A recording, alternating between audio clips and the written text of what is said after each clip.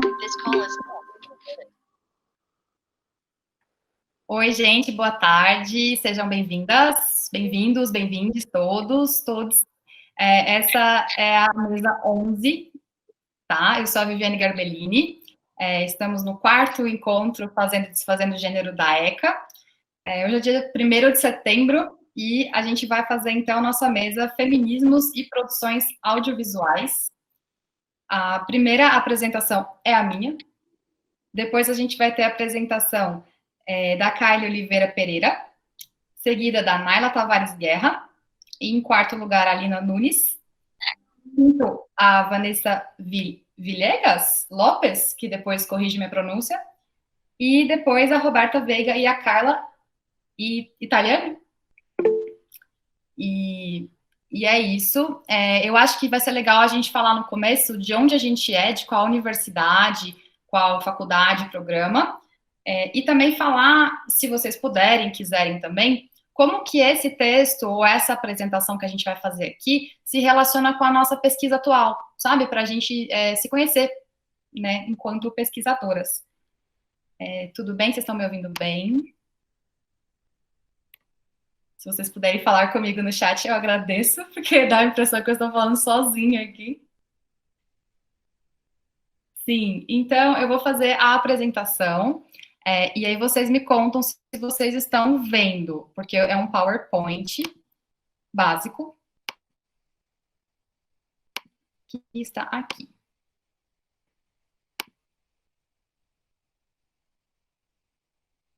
Estão vendo o PowerPoint e estão me escutando?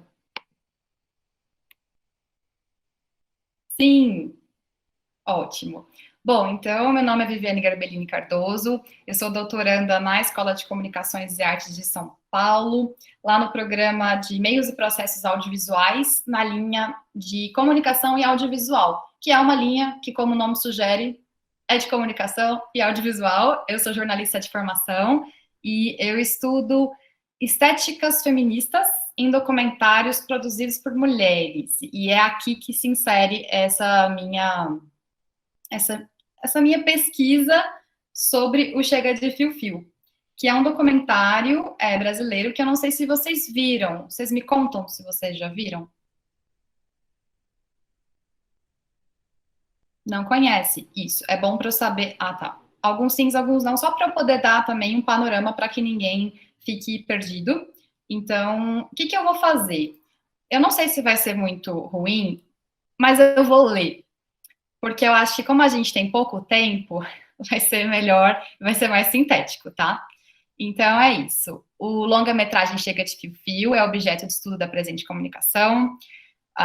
Buscamos compreender de que maneira o longa aborda a temática do assédio nas ruas, como representa as entrevistadas e de que modo apresenta o ponto de vista de uma mulher que caminha por uma cidade brasileira confrontando os tão comuns assediadores.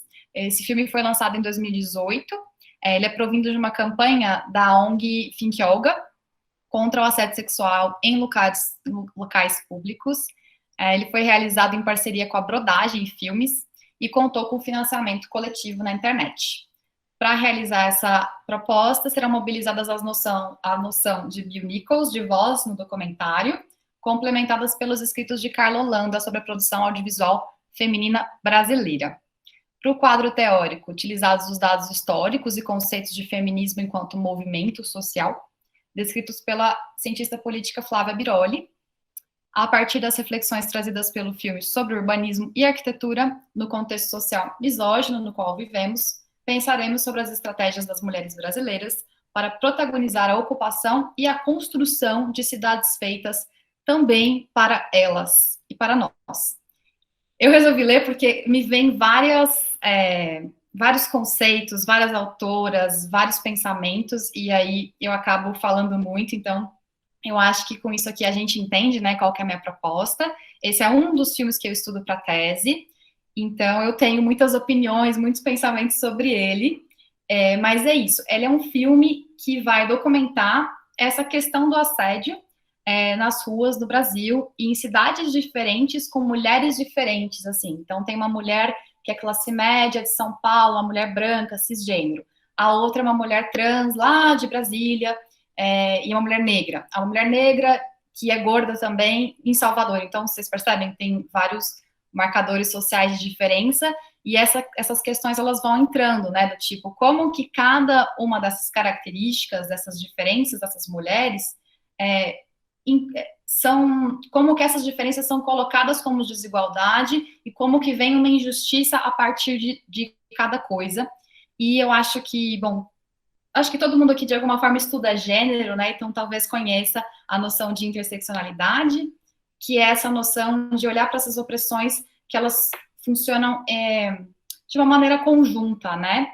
Elas não vão se somando, elas vão se misturando e criando situações de discriminação que são específicas. Então, por um lado, a gente tem uma opressão de mulheres, como um todo, como um grande grupo de mulheres, só que quando a gente olha... Opa, vocês estão me vendo?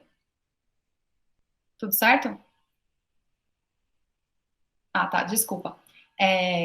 Então, apesar de ser um grupo grande, formado por mulheres, a gente tem grupos menores e essas opressões, elas operam de uma maneira em conjunto. E o filme mostra muito isso. Então, assim, a mulher que é de Salvador, ela é gorda. Então, quando ela vai entrar no ônibus, isso é um problema para ela. Sabe, assim, são coisas que importam pelas características dos corpos. Então,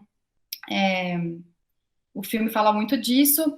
O fato do filme ter sido feito por financiamento coletivo nos diz muito, porque houve o interesse de patrocínio, né, de buscar um patrocínio, mas ele não foi possível, então foi justamente o coletivo que permitiu isso, e um coletivo pela internet, né, que é muito importante, né, as redes, no sentido de redes sociais digitais, né, se unindo ali, ou unindo as pessoas para realizar um filme como esse que pauta justamente o fio-fio, o assédio, que é muitas vezes colocado como um elogio, como algo que a gente deveria, enquanto mulher, aceitar, como algo positivo, que é, de alguma maneira, algo legal, porque mostra que a gente está sendo valorizada na nossa beleza, e, bom, não é bem assim, nós sabemos.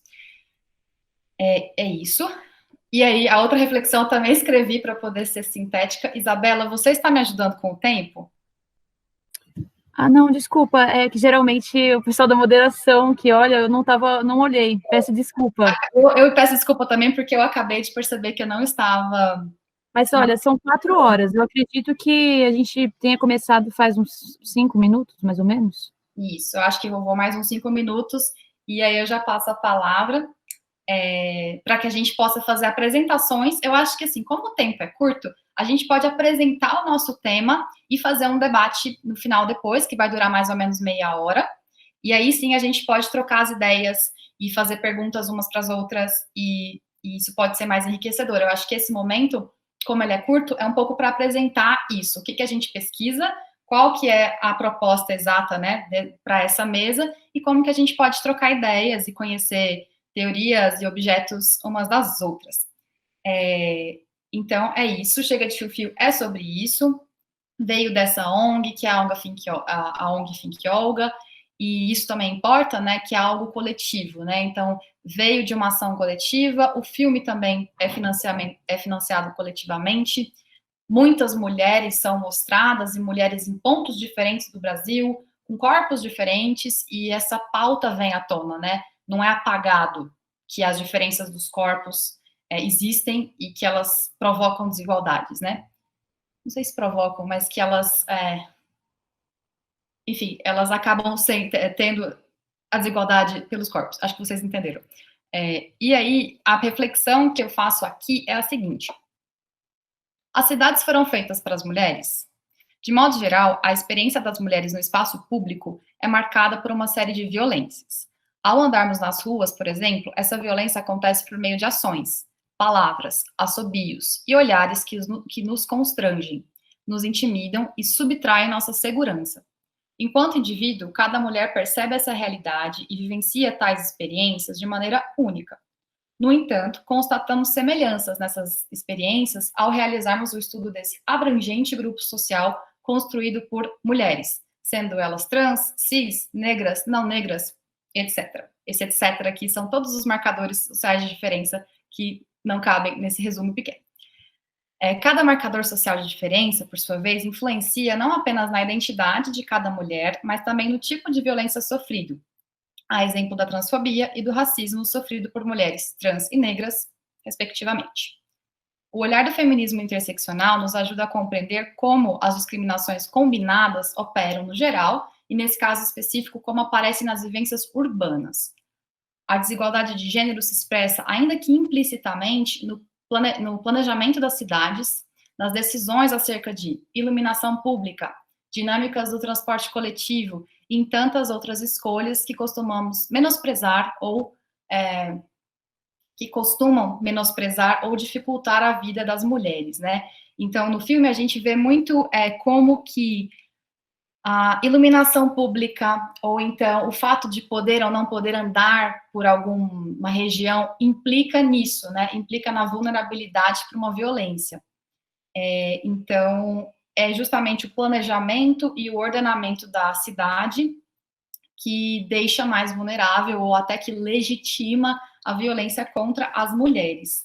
E aqui, o que eu trago como um argumento central é que a tomada da palavra, tanto no filme quanto na nossa realidade social, ela se dá junto com as transformações. Então, assim, claro que isso não é a minha tese, isso é parte de uma hipótese, a gente pode debater, mas o que eu percebo é que essa tomada da palavra, então, narrar a si mesmo, falar dos problemas, falar do que causa sofrimento, dor, constrangimento, é um movimento em conjunto com as ações públicas, né?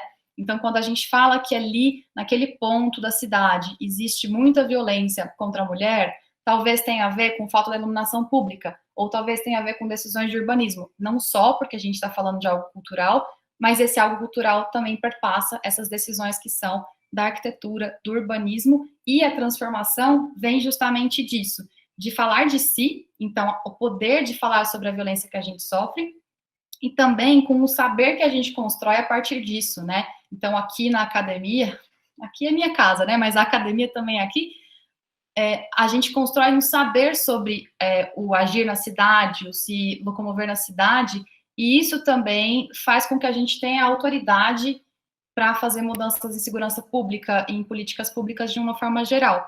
Então, depois me digam se ficou claro isso, que é isso, o argumento é que tomando a palavra, a gente também muda a realidade social e que não é um depois do outro, é junto. E o filme nos mostra isso porque a gente tem os depoimentos das mulheres, são 3 mulheres que estão ali numa posição de entrevistada, de falar sobre as próprias opressões, né? A própria violência que ela sente, como que ela sente, mas a gente também tem 3 especialistas, uma em políticas públicas, outras 2 que são pesquisadoras, né? Uma é a Djamila Ribeiro, que é filósofa, e a outra é a Margarete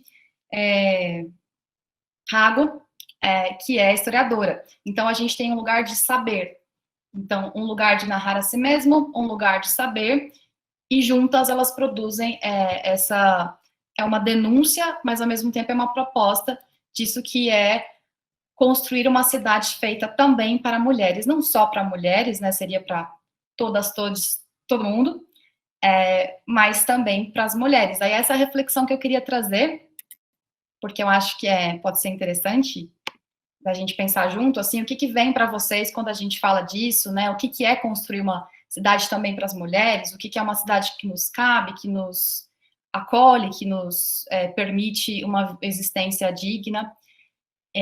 Eu acho que é enriquecedor porque, como nem todo mundo viu o filme, a gente pode também ter opiniões da vida social como um todo que está pautada por esse filme. Falei no tempo, no tempo certo?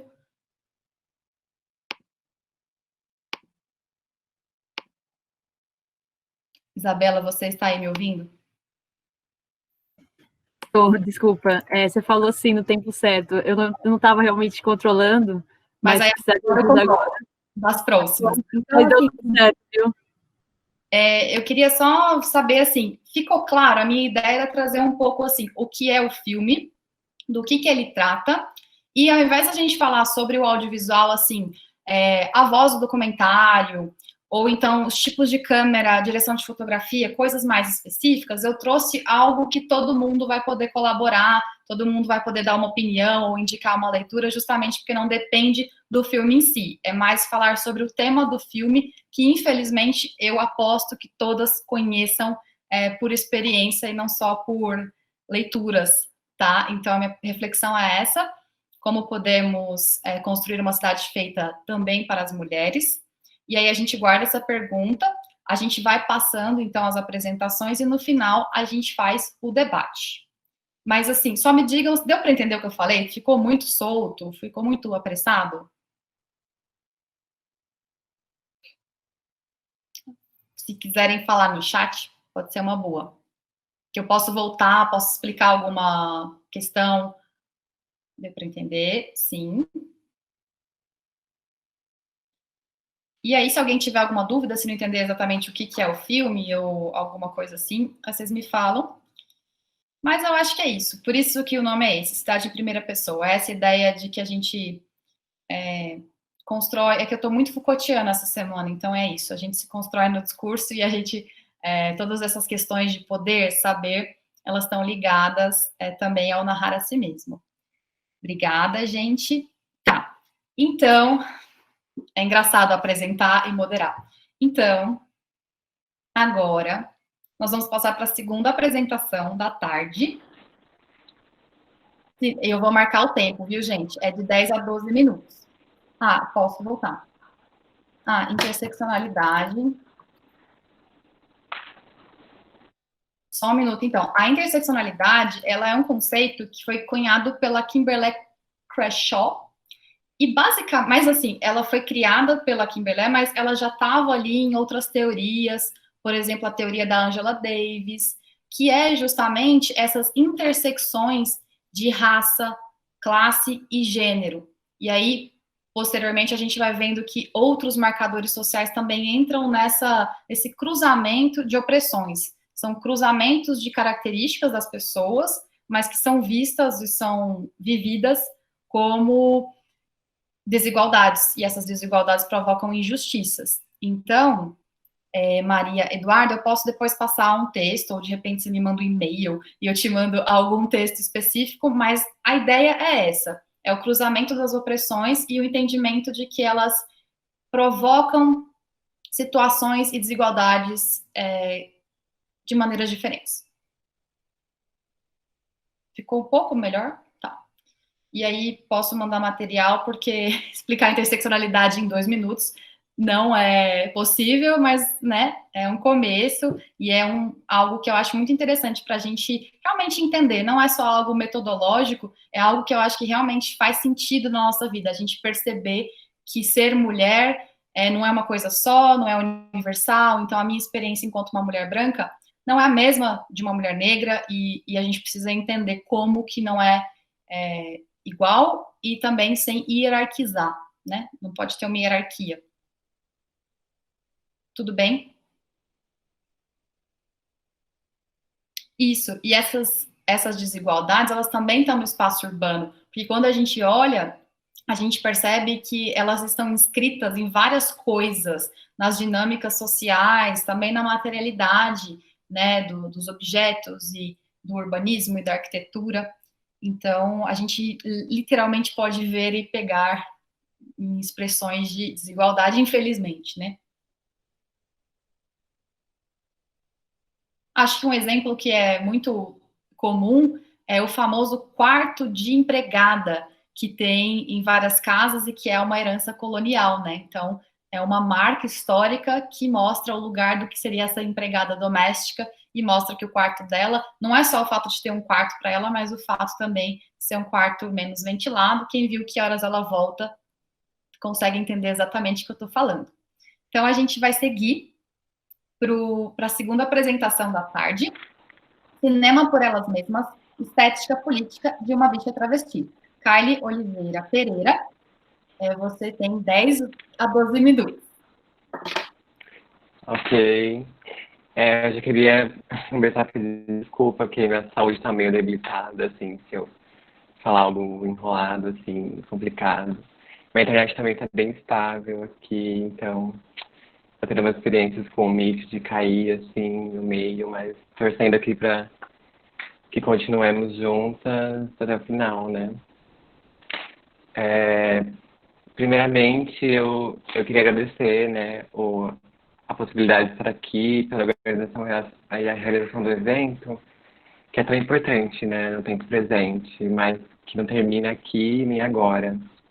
Também agradeço a Thaís, que me incentivou a participar do evento, e a existência das minhas, que se torna referência para esse trabalho existir, sem que ele fosse comumente referenciado por pessoas brancas, cisgêneras, como estudo do outro. Eu sou Kylie, graduanda em Textil e Moda pela Escola de Ciências e Humanidades da USP, de Arte, Ciências e Humanidades da USP. E a pesquisa é parte desse anseio, como uma pessoa travesti, de construir através de outras narrativas as histórias da minha na academia, já que 0,02% de corpos C estão nela. O trabalho é sob orientação de Zélia Gubernikoff, que atualmente é professora titular da ECA.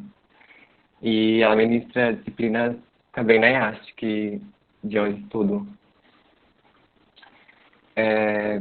Cinemas por elas mesmas. Estética política de uma bicha travesti. Em resumo, se busca entender a potência e significação da estética política da personagem Lin, com o seu corpo-território no longa-metragem Bicha Travesti. É feita uma análise do filme atrelada à bibliografia, que costura as linhas teóricas, a partir da análise de referências e teorias propostas por J. Mombassa, Rosane Borges, Viviane Vergueiro, entre outros também. Pode ser feita a articulação entre estudos de comunicação, de gênero, do audiovisual, decoloniais, moda e queer com C. O estudo permite uma visão de epistemologia transgênero, insurgente e transgressora, de um sistema com C colonial heteronormativo. Tudo isso aliado à produção e reconstrução de imaginário sobre o filme. Eu vou iniciar aqui uma apresentação. Eu estou em dois lugares, no computador e no celular. Né? No computador eu desconectei.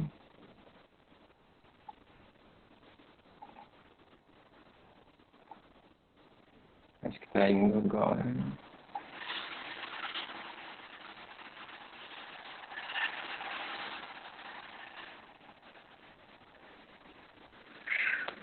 Acho que foi, né? Para quem não teve a oportunidade de contemplar Bicha Travesti, ele é um longa de 2018, autoetnográfico, como diria Viviane V. Documental, ficcional, friccional da trajetória de Lina Quebrada. Uma multiartista que eu creio que a maioria das pessoas daqui conheça.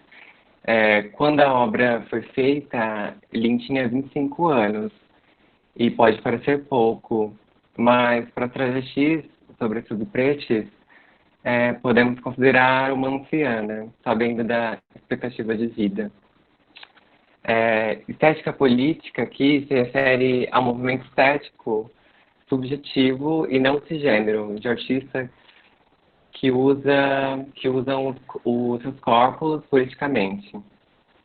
Lin se auto-intitula como corpo, território geográfico, pois ela é uma conclusão inconclusiva de todos os lugares que já atravessou, como a Fazenda da Juta, uma periferia do extremo leste de São Paulo, Botuporanga e São José do Rio Preto, no interior do estado de São Paulo.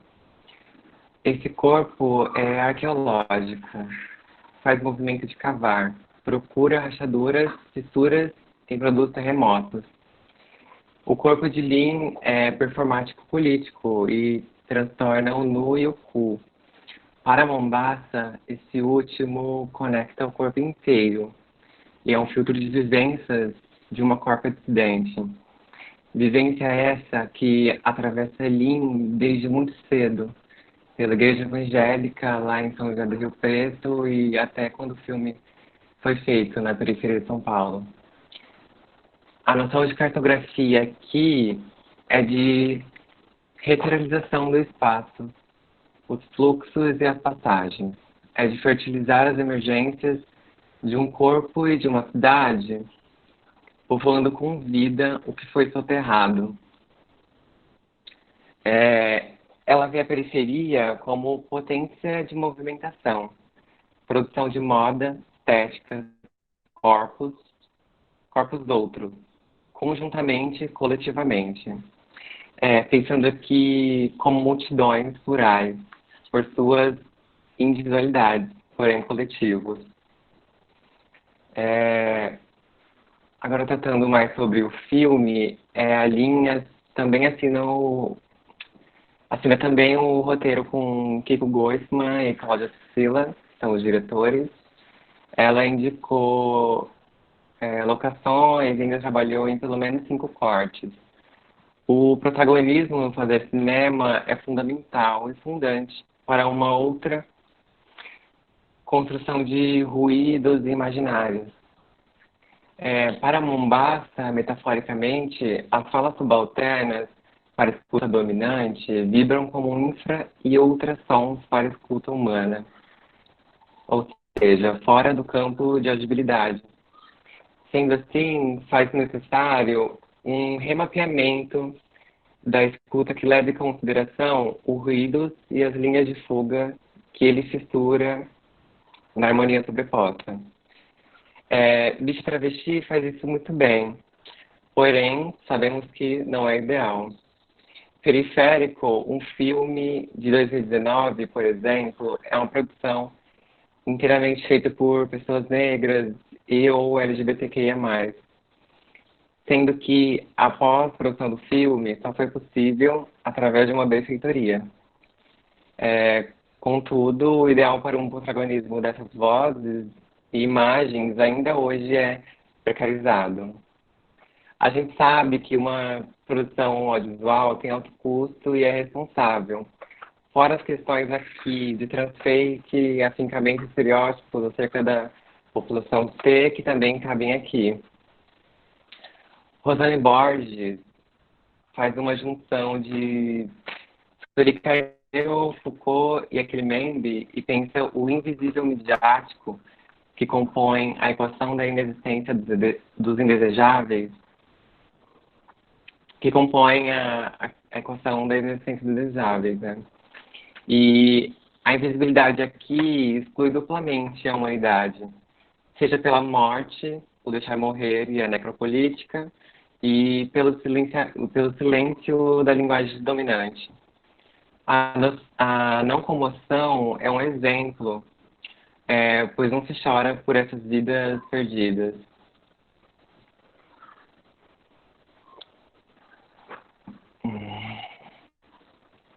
Vou botar aqui um trecho muito potente do Manifesto Traveco Terrorista, da Tertuliana Lustosa.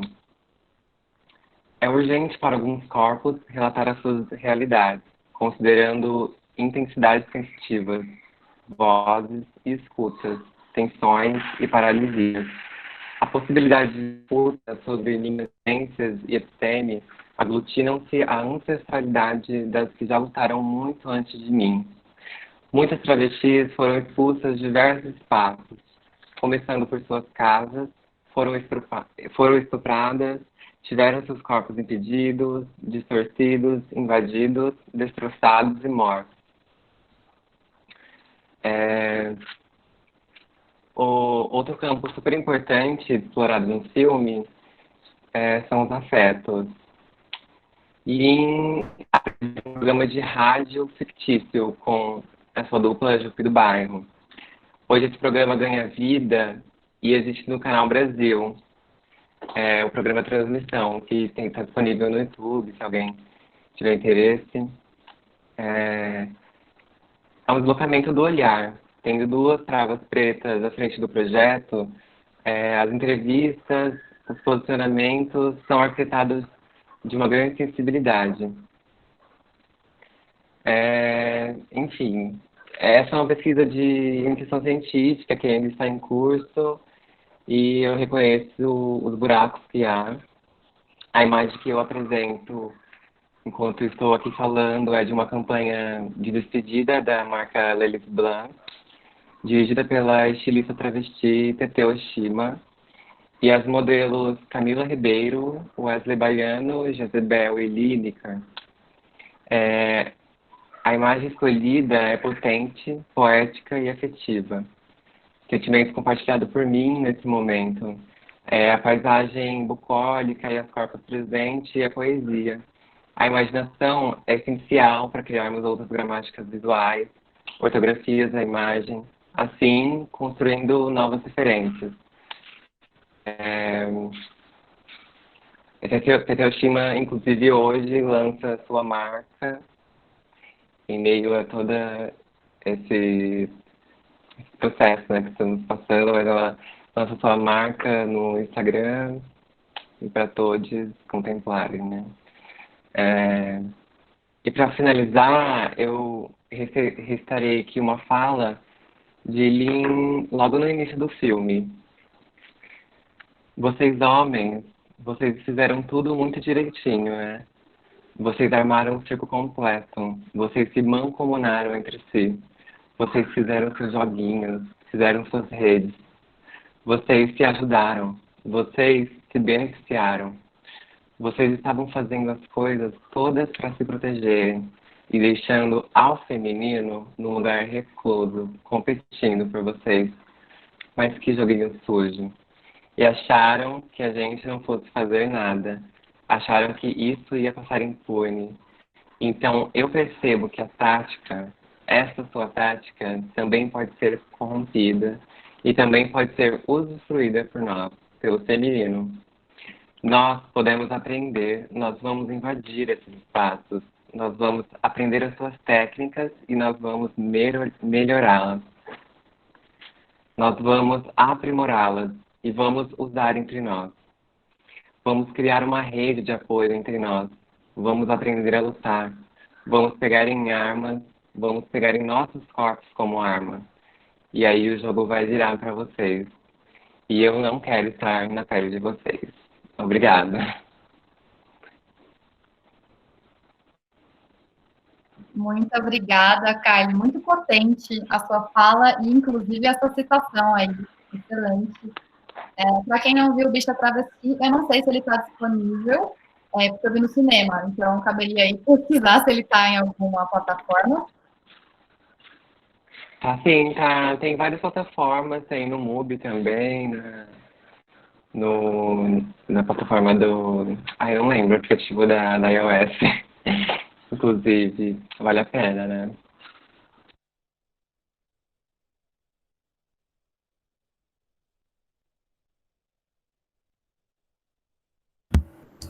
O seu microfone está fechado. Eu estava falando com o microfone fechado? Eu fui essa pessoa. Vocês estão me ouvindo? Parabéns para mim que falei com o microfone fechado. Bom, programa Transmissão está disponível no YouTube do Canal Brasil e para quem não viu o Bicha Travesti, está disponível nas plataformas e eu coloquei o link do Adoro Cinema para poder você pesquisar aí e ver qual a melhor forma de ver o filme. Obrigada, Kylie, muito potente, muito linda a sua fala. Vamos para a terceira fala, então, da Naila Tavares Guerra, da imprensa ao cinema, o pensamento feminista na ditadura civil-militar. Naila, você está aí? Estou aqui. Então, tá, você tem aí de 10 a 12 minutos e a gente te avisa que vai falar. Tá, vou apresentar aqui. Janela. Vocês estão vendo? Acho que está indo, né? Vocês estão vendo o PowerPoint? Tá. Estamos, só não está a tela cheia. Sim. Eu vou deixar assim, porque aí eu consigo ver vocês também, tudo bem?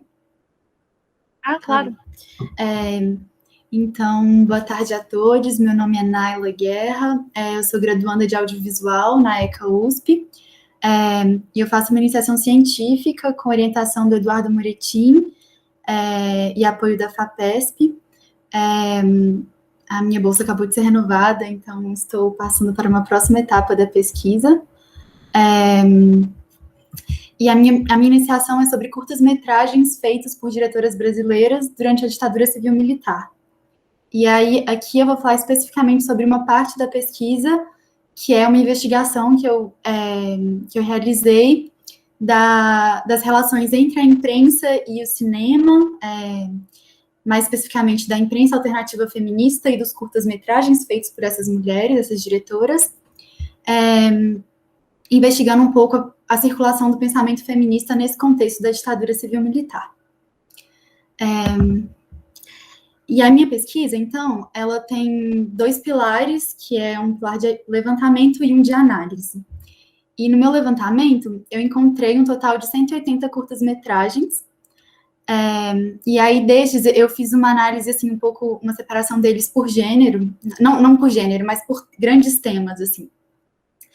E aí, então, encontrei 21 curtas que que tem alguma ligação ou com gênero ou com mulheres, assim.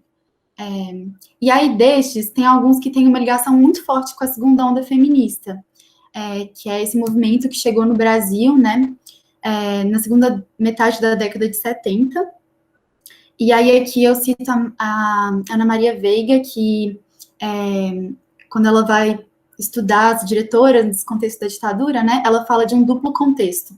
Então, ela fala que as diretoras estavam tanto influenciadas pela ditadura, como também pela segunda onda. E aí, para investigar como a segunda onda se insere nos filmes, né, nesses curtas, eu me debrucei sobre 2 jornais da imprensa alternativa, que é o Nós Mulheres, que circulou de 76 até 78, e o Mulherio, que circulou de 81 até 87.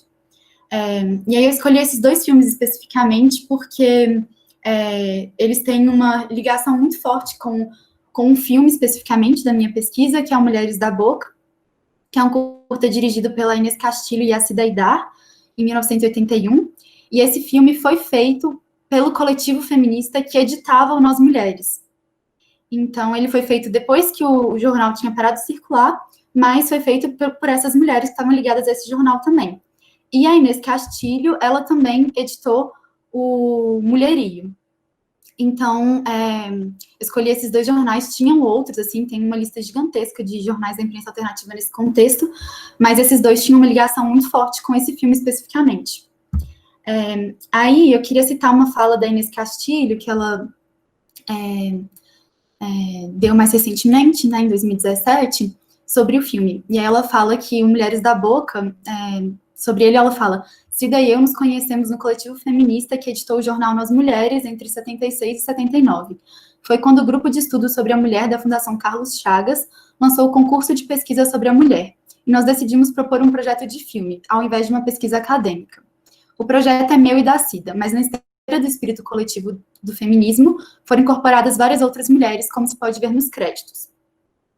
E, de fato, assim, na minha pesquisa, uma das primeiras coisas que eu fiz era...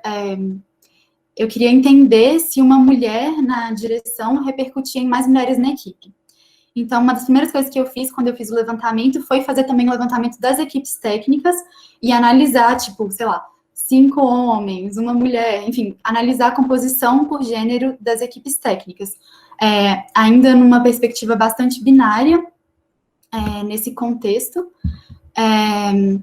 Mas, enfim, e aí eu descobri que não repercutia, né? Inclusive, em vários filmes, a diretora é a única mulher da equipe. Mas tem alguns filmes, uma minoria bem pequena, que a gente pode chegar a quase uma paridade, assim. E o Mulheres da Boca, ele tem uma proporção próxima, assim, entre mulheres e homens, né? Muito por essa ligação com o coletivo feminista, por ter sido feita no coletivo feminista. E aí, aqui algumas imagens do Mulheres da Boca. Esse é um filme que é um documentário sobre as prostitutas de São Paulo. E aí eu queria entender as relações entre o filme e os jornais, né? Especificamente, eu queria entender como que o filme olhava para as prostitutas e como que os jornais olhavam para as prostitutas. E aí eu encontrei uma publicação no Nós Mulheres, de 78, que é a única publicação que eu encontrei que fala mais diretamente, assim, sobre a prostituição, e foi bastante interessante analisar essa publicação em paralelo com o filme, porque deu para perceber uma série de relações em como essas diretoras, essas jornalistas se posicionavam em relação à prostituição, qual era a linguagem que elas usavam para falar sobre isso, como elas defendiam ou não isso politicamente.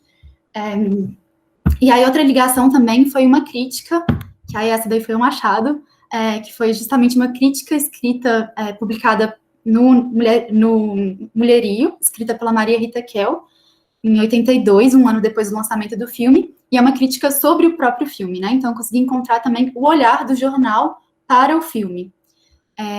E aí eu pude também fazer uma análise do que elas estão falando, assim, na crítica, né? O que a Maria Rita Kell fala na crítica e a minha percepção hoje em dia sobre o filme. Aí outra conexão entre os curtas e a imprensa alternativa feminista é a Marília de Andrade. Ela dirigiu 3 curtas que estão presentes no meu levantamento, junto com a Eliane Bandeira. Menino ou Menina, de 78, Balzaquianas, de 81, A Terceira Idade, de 82. E esses 3 filmes têm um olhar muito claro para as questões de gênero, assim. Então, eu achei bastante particular, assim, esse caso desses 3 filmes feitos por elas trazerem essa questão. E uma das dificuldades da minha pesquisa, uma primeira grande dificuldade, foi descobrir quais filmes foram feitos, né? Porque justamente não tinha um levantamento, era justamente essa proposta. Aí o segundo desafio era conseguir assistir os filmes, porque muitos filmes estão perdidos, né? Então foi uma minoria de filmes que eu consegui assistir de fato e consegui fazer esse processo de análise. Desses 3 filmes, o único que eu consegui assistir é o Balzaquianas. E aí aqui, alguns fotogramas do Balzaquianas também. E aí esse filme é interpretado pela Irene Havashi, e ela tem uma série de... Cada sequência é uma personagem diferente, mas todas interpretadas pela mesma atriz. E em cada sequência, as diretoras colocam essa personagem numa posição de submissão e evidenciam algum aspecto do casamento, assim, algum aspecto problemático do casamento. Então, ele é bem diverso em termos de pautas do feminismo, de diálogos com opressões, enfim. E aí, eu também encontrei uma crítica sobre esse filme no Mulherio, de 81. Eu queria ressaltar o filme de 81, né? O outro também, Mulheres da Boca, é de 81. Todos esses textos que eu estou citando dos jornais também são de 81. Então, acho que esse é um ano bastante marcante. E aí, eu também encontrei uma outra intersecção, que é uma entrevista que a Marília de Andrade deu para o Mulherio. Ela não era nada ligada ao filme especificamente, era uma reportagem falando sobre a culpa ligada à maternidade, mães que percebem seu lugar de submissão no casamento, mas ao mesmo tempo se sentem culpadas por ter que trabalhar fora, etc. E aí ela dá uma entrevista para o jornal, no mesmo ano que saiu o filme também. E essa entrevista está muito ligada ao filme dela, ao Balzaquianas. E aí ela fala: eu também não consigo me adaptar ao modelo tradicional de mãe, mas aparece um grande conflito cada vez que eu tenho que deixar as crianças, cada dia que não me sobra tempo para supervisionar a lição de casa, etc.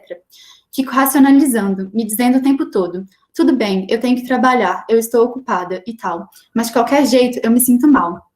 Eu diria que é uma coisa quase que de estômago, que me pega no fundo, sabe? Então eu acho interessante porque no filme, assim, né, a gente já percebe que ela tem uma consciência, assim, dessa opressão ligada ao casamento, desses papéis tradicionais associados às mulheres, mas, ao mesmo tempo, ela não consegue se desvencilhar disso completamente, porque isso vem associado a um sentimento de culpa, né? E eu achei essa charge no Mulherio de 81 também, que eu trouxe aqui, eu acho bastante interessante, é uma charge da Cissa. E aí tem essa galinha, passarinho, não sei, que fala: hoje é feriado, declaro que hoje é feriado para mim também. Não vou fazer nada, a não ser descansar. E aí, aqui no extracampo, tem alguém que fala: mas e a casa? E o rango? Naná, mãe? E ela fala: cada um arruma suas coisas, cada um prepara o seu lanche. E aí tem o galo, o pássaro, sei lá, que fala: você quer nos obrigar a trabalhar no feriado? E essa charge eu achei muito interessante porque ela está num diálogo muito direto com o filme. Porque no filme, no final, a última sequência, assim, é uma mãe, uma esposa, né, uma mulher que a família está indo viajar, então ela está se preparando, assim, está arrumando fazendo as malas, preparando as coisas para ir para a praia. E aí colocam tudo no carro, e aí ela vai lá e fala com o esposo, assim, dá um beijo nele e fala: boa viagem. Aí ele fala: como assim, boa viagem? Ela fala: eu não vou com vocês. E aí ele fica, tipo, chocado, assim, aí ele fala: não, mas é férias, é férias. Aí ela fala: justamente, por isso que eu não vou. Eu vou descansar em casa sozinha. E aí ele fica indignado, porque ele vai ter que cuidar das crianças, ele vai ter que fazer comida, tudo que ela faria, né?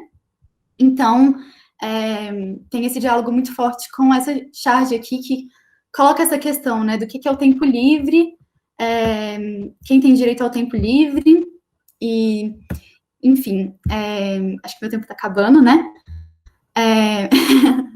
Tem uma série de outras pautas, assim, que eu acho bastante interessantes, que ficam bem evidentes nos filmes e nos jornais.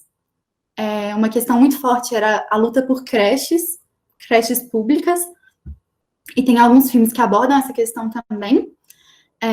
Mas esses casos aqui eu acho mais emblemáticos porque não só as pautas são em comum, mas também a gente vê ligações muito fortes entre as diretoras e os jornais, e os próprios jornais falando sobre os filmes, né? Então, por isso que eu escolhi destacar esses dois filmes.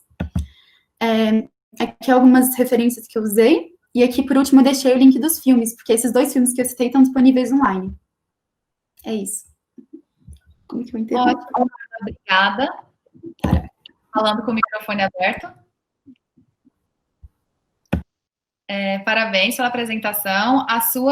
O seu trabalho me lembrou o trabalho da Juliana Guzman. Eu não sei se você conhece, lá do programa, no nosso lá, Meios Processos Audiovisuais, na mesma linha que eu, que é comunicação audiovisual. Eu coloquei o Lattes dela, mas depois, se você estiver interessada, você me manda e-mail, Instagram, a gente acha algum caminho que eu acho que vocês poderiam trocar.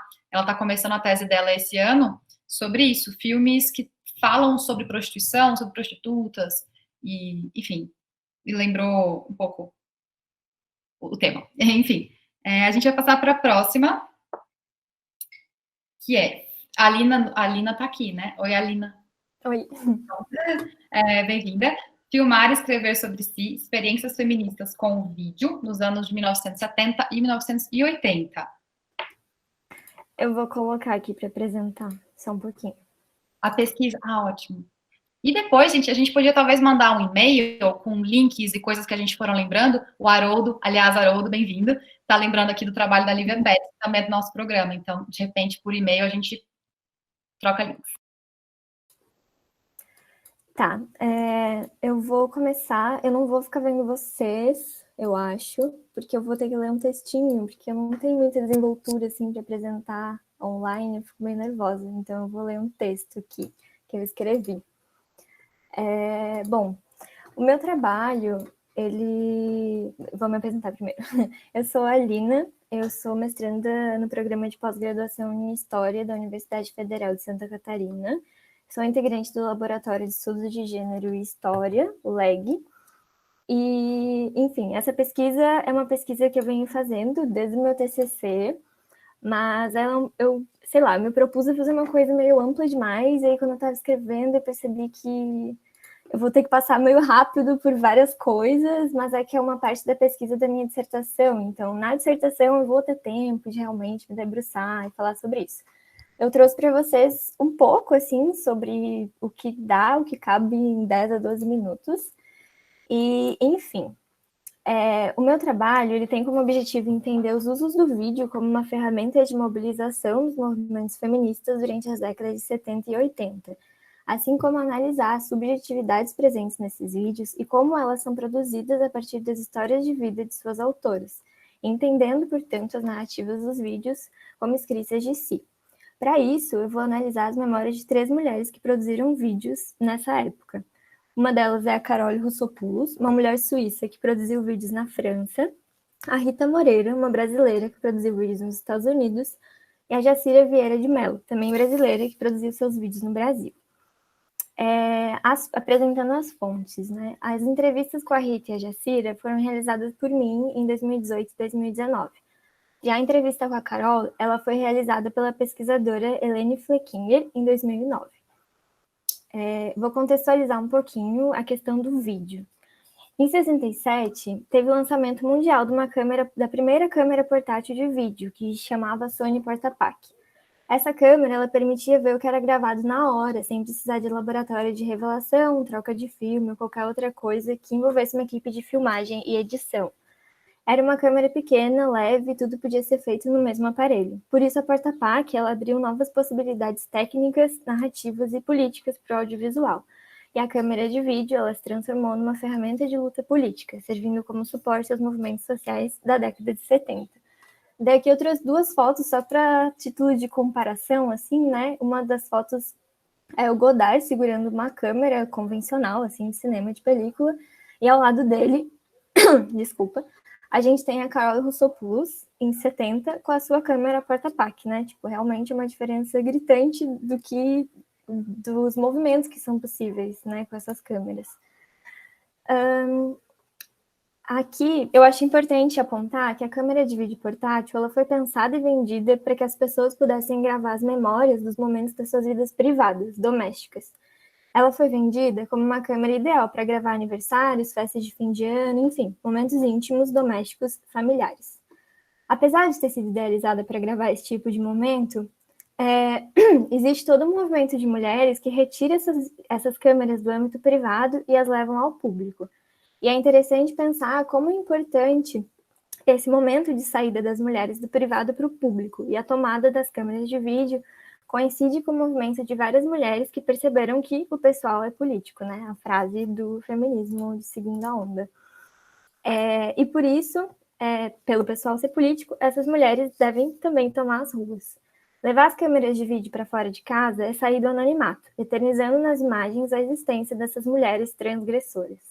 Como apontou a Margaret Hago, e eu a cito, escrever é inscrever-se, é fazer existir publicamente, o que no caso das mulheres assume uma grande importância, já que o anonimato caracterizou a condição feminina até algumas décadas atrás.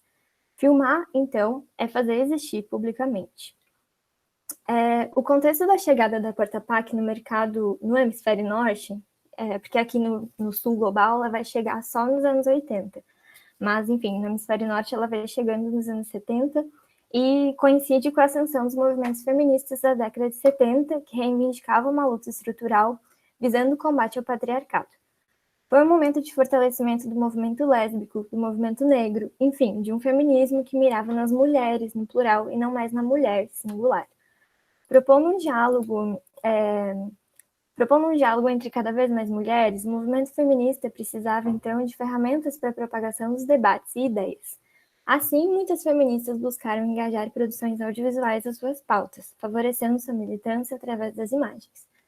Com a câmera portátil em mãos, as narrativas das vidas das mulheres que se propunham a filmar convergiam às narrativas da luta feminista.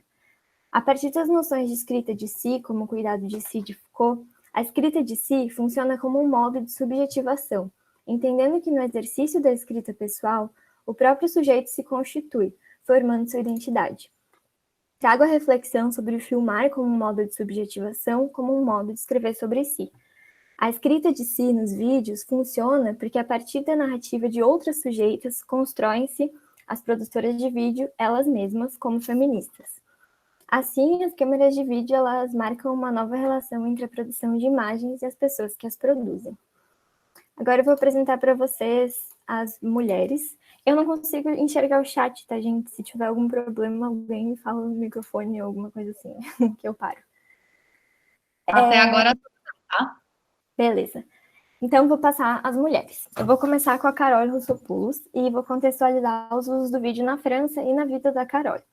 Ela nasceu em 45, na Suíça, mas ela se mudou para Paris em 67. E em 69, ela foi a segunda pessoa a comprar uma câmera de vídeo na França. Durante os eventos do Maio de 68, inaugurou-se o chamado cinema militante. Com a câmera de vídeo, esse movimento se desenvolveu ao lado de vários movimentos sociais em toda a década de 70, o movimento do cinema militante, né? Entre esses movimentos sociais estava o movimento feminista francês, o MLF, né, o Mouvement de Libération des Femmes, fundado em 1970. A Carole Russopoulos, ela conheceu o feminismo numa oficina de vídeo ministrada por ela, quando ela foi chamada por algumas mulheres que estavam fazendo um vídeo sobre greve de mulheres para reuniões do MLF. A Carol conta que as reuniões que ela frequentou foram uma bagunça incrível, mas muito feliz, onde ela conseguiu formalizar tudo o que ela estava sentindo antes de ter contato com o feminismo. Eu destaco, então, a criação do coletivo Les Insoumises, fundado por Carol, a atriz Delphine Seyrig e a tradutora Ioana Weider. As três se conheceram em 74, quando a Carol dava essas oficinas de vídeo para mulheres. O coletivo produziu alguns vídeos documentários que dialogavam com temáticas como sexualidade, aborto e o feminismo lésbico. Os títulos mais marcantes são o Scam Manifesto, que é uma mise-en-scène do Scam Manifesto da Valérie Solanas, e o Mazo et Mizo vont en bateau, que também é de 76, assim como o Scam Manifesto. Mesmo depois do fim do coletivo, as três mulheres continuaram trabalhando juntas por mais de uma década. Em 82, a Carol, a Delphine e a Ioana fundaram o Centro Audiovisual Simone de Beauvoir, um importante acervo de imagens feministas que existe até hoje. A Carol morreu em 2009, mas durante toda a sua vida ela fez mais de uma centena de vídeos documentários. Ressalto algum deles. Jean Genet fala de Angela Davis, que é uma entrevista do Jean Genet com a Angela Davis. O Fronte Homossexual de Ação Revolucionária, que são imagens de mulheres que se reuniam e, enfim, falavam sobre lesbianidade e diversos assuntos, e As Prostitutas de Lyon falam. Sobre esse último, que é de 75, eu cito a Carol. Até fiz um filme em 75 com prostitutas, porque tinha lido um panfleto da Kate Millett 15 dias antes, mas foi mais a prática e o contato com as pessoas que me interessaram e influenciaram. Essas são as pessoas que me dão energia. Aprendi mais conversando com as próprias mulheres, vendo-as, fazendo filmes com elas, realizando ações conjuntas, do que lendo seus livros. Para pensar um pouquinho sobre essa coisa da teoria e praxis, né? Bom, agora eu vou passar para os Estados Unidos, e acho que para começar, cabe dizer que lá os usos do vídeo eles foram atravessados pela crítica à massificação dos meios de comunicação, principalmente da televisão. A nossa segunda personagem é a Rita Moreira. Ela nasceu em São Paulo, em 1944, e no fim dos anos 60, em São Paulo, ela conheceu a Norma Bahia Pontes, que se tornou sua companheira. As duas se mudaram para Nova York em 72, e a experiência na cidade foi atravessada pela lesbianidade e pelo lançamento da Porta Park. A Norma escolheu Nova York como lar por imaginar que nessa cidade seria possível viver a sexualidade de forma mais livre. A Rita conta na entrevista que uma das razões da Norma escolher Nova York é que ela viu no jornal uma foto de uma mulher carregando um cartaz escrito I'm lesbian and I'm proud. A Rita também me contou que a Norma sugeriu que elas fossem para Nova York porque lá estava surgindo justamente o primeiro vídeo portátil, e a Norma ela já tinha contato com o cinema aqui no Brasil. Bom, em Nova York, a Rita e a Norma conheceram o movimento lésbico e o movimento feminista, e munidas de uma câmera de vídeo, começaram suas produções de vídeos documentários sobre os temas que atravessavam esses movimentos e as suas vidas. Nesse período, elas gravaram 7 vídeos documentários que compuseram a série Living in New York City. Todos os vídeos abordam diferentes temas do feminismo. Esses vídeos quase todos eles estão no YouTube da Rita Moreira, se vocês pesquisarem lá. Vou falar um pouquinho de 2 vídeos da Rita e da Norma. Um se chama Lesbianismo e Feminismo, de 74, e o outro chama The Apartment, de 75. As intersecções e diferenças do movimento lésbico e do movimento feminista são contadas no vídeo Lesbianismo e Feminismo, que inicia com o questionamento: o que você acha das lésbicas no movimento feminista? Já The Apartment retrata a rotina de Carol, uma atriz de teatro lésbica que trabalha como taxista para manter-se em Nova York. A Carol ela fala sobre lesbofobia, heterossexualidade compulsória e separatismo lésbico nesse vídeo. A Rita relembra que, quando ela me contou sobre esse vídeo, que ela mesma praticou separatismo lésbico por 5 anos em Nova York. assim como muitas feministas da cidade, principalmente porque, segundo a Rita, em Nova York dava para você ter motorista mulher, dava para ter encanadora mulher, tinha mulher que fazia tudo. E que esse separatismo tinha sido inspirado no movimento negro. Agora eu vou passar para o Brasil, para nossa última personagem. Bom, para contextualizar, desde antes da chegada da câmera de vídeo, no Brasil já tinham debates que buscavam alinhar no audiovisual a experimentação estética com o engajamento político.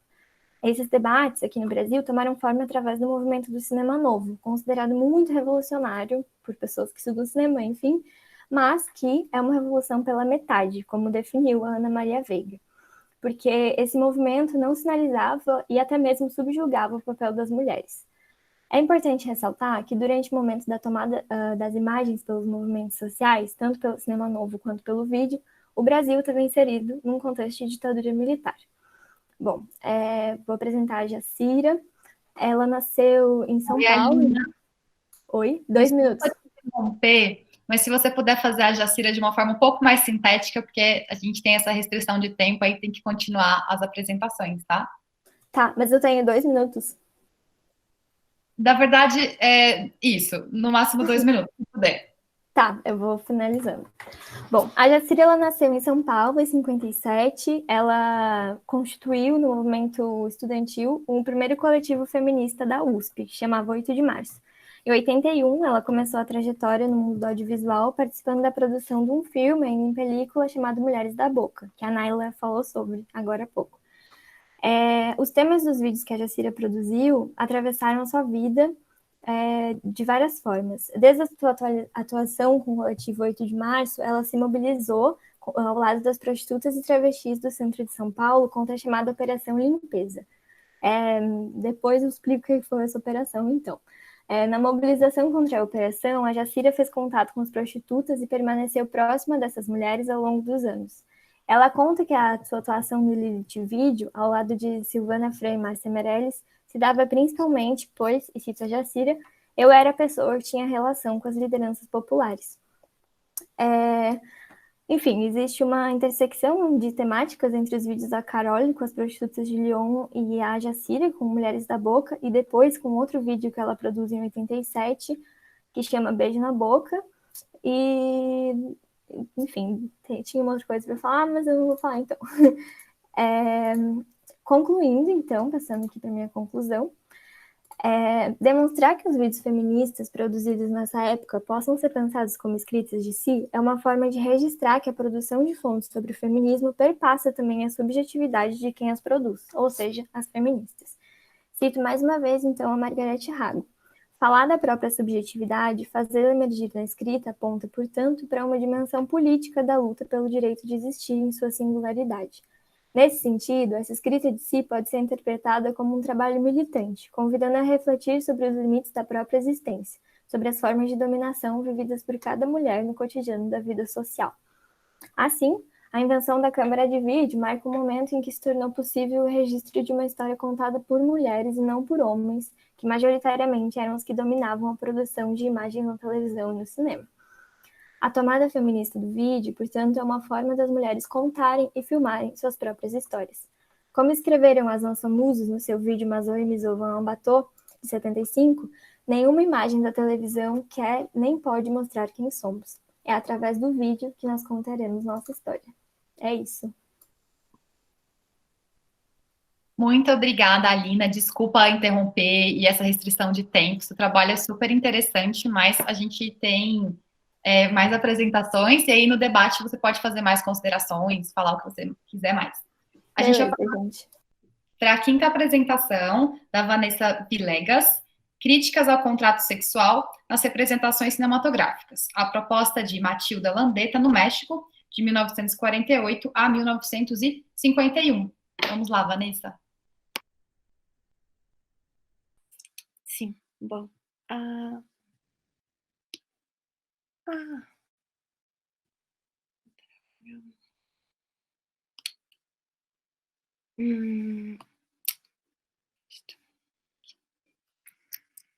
Melhorar.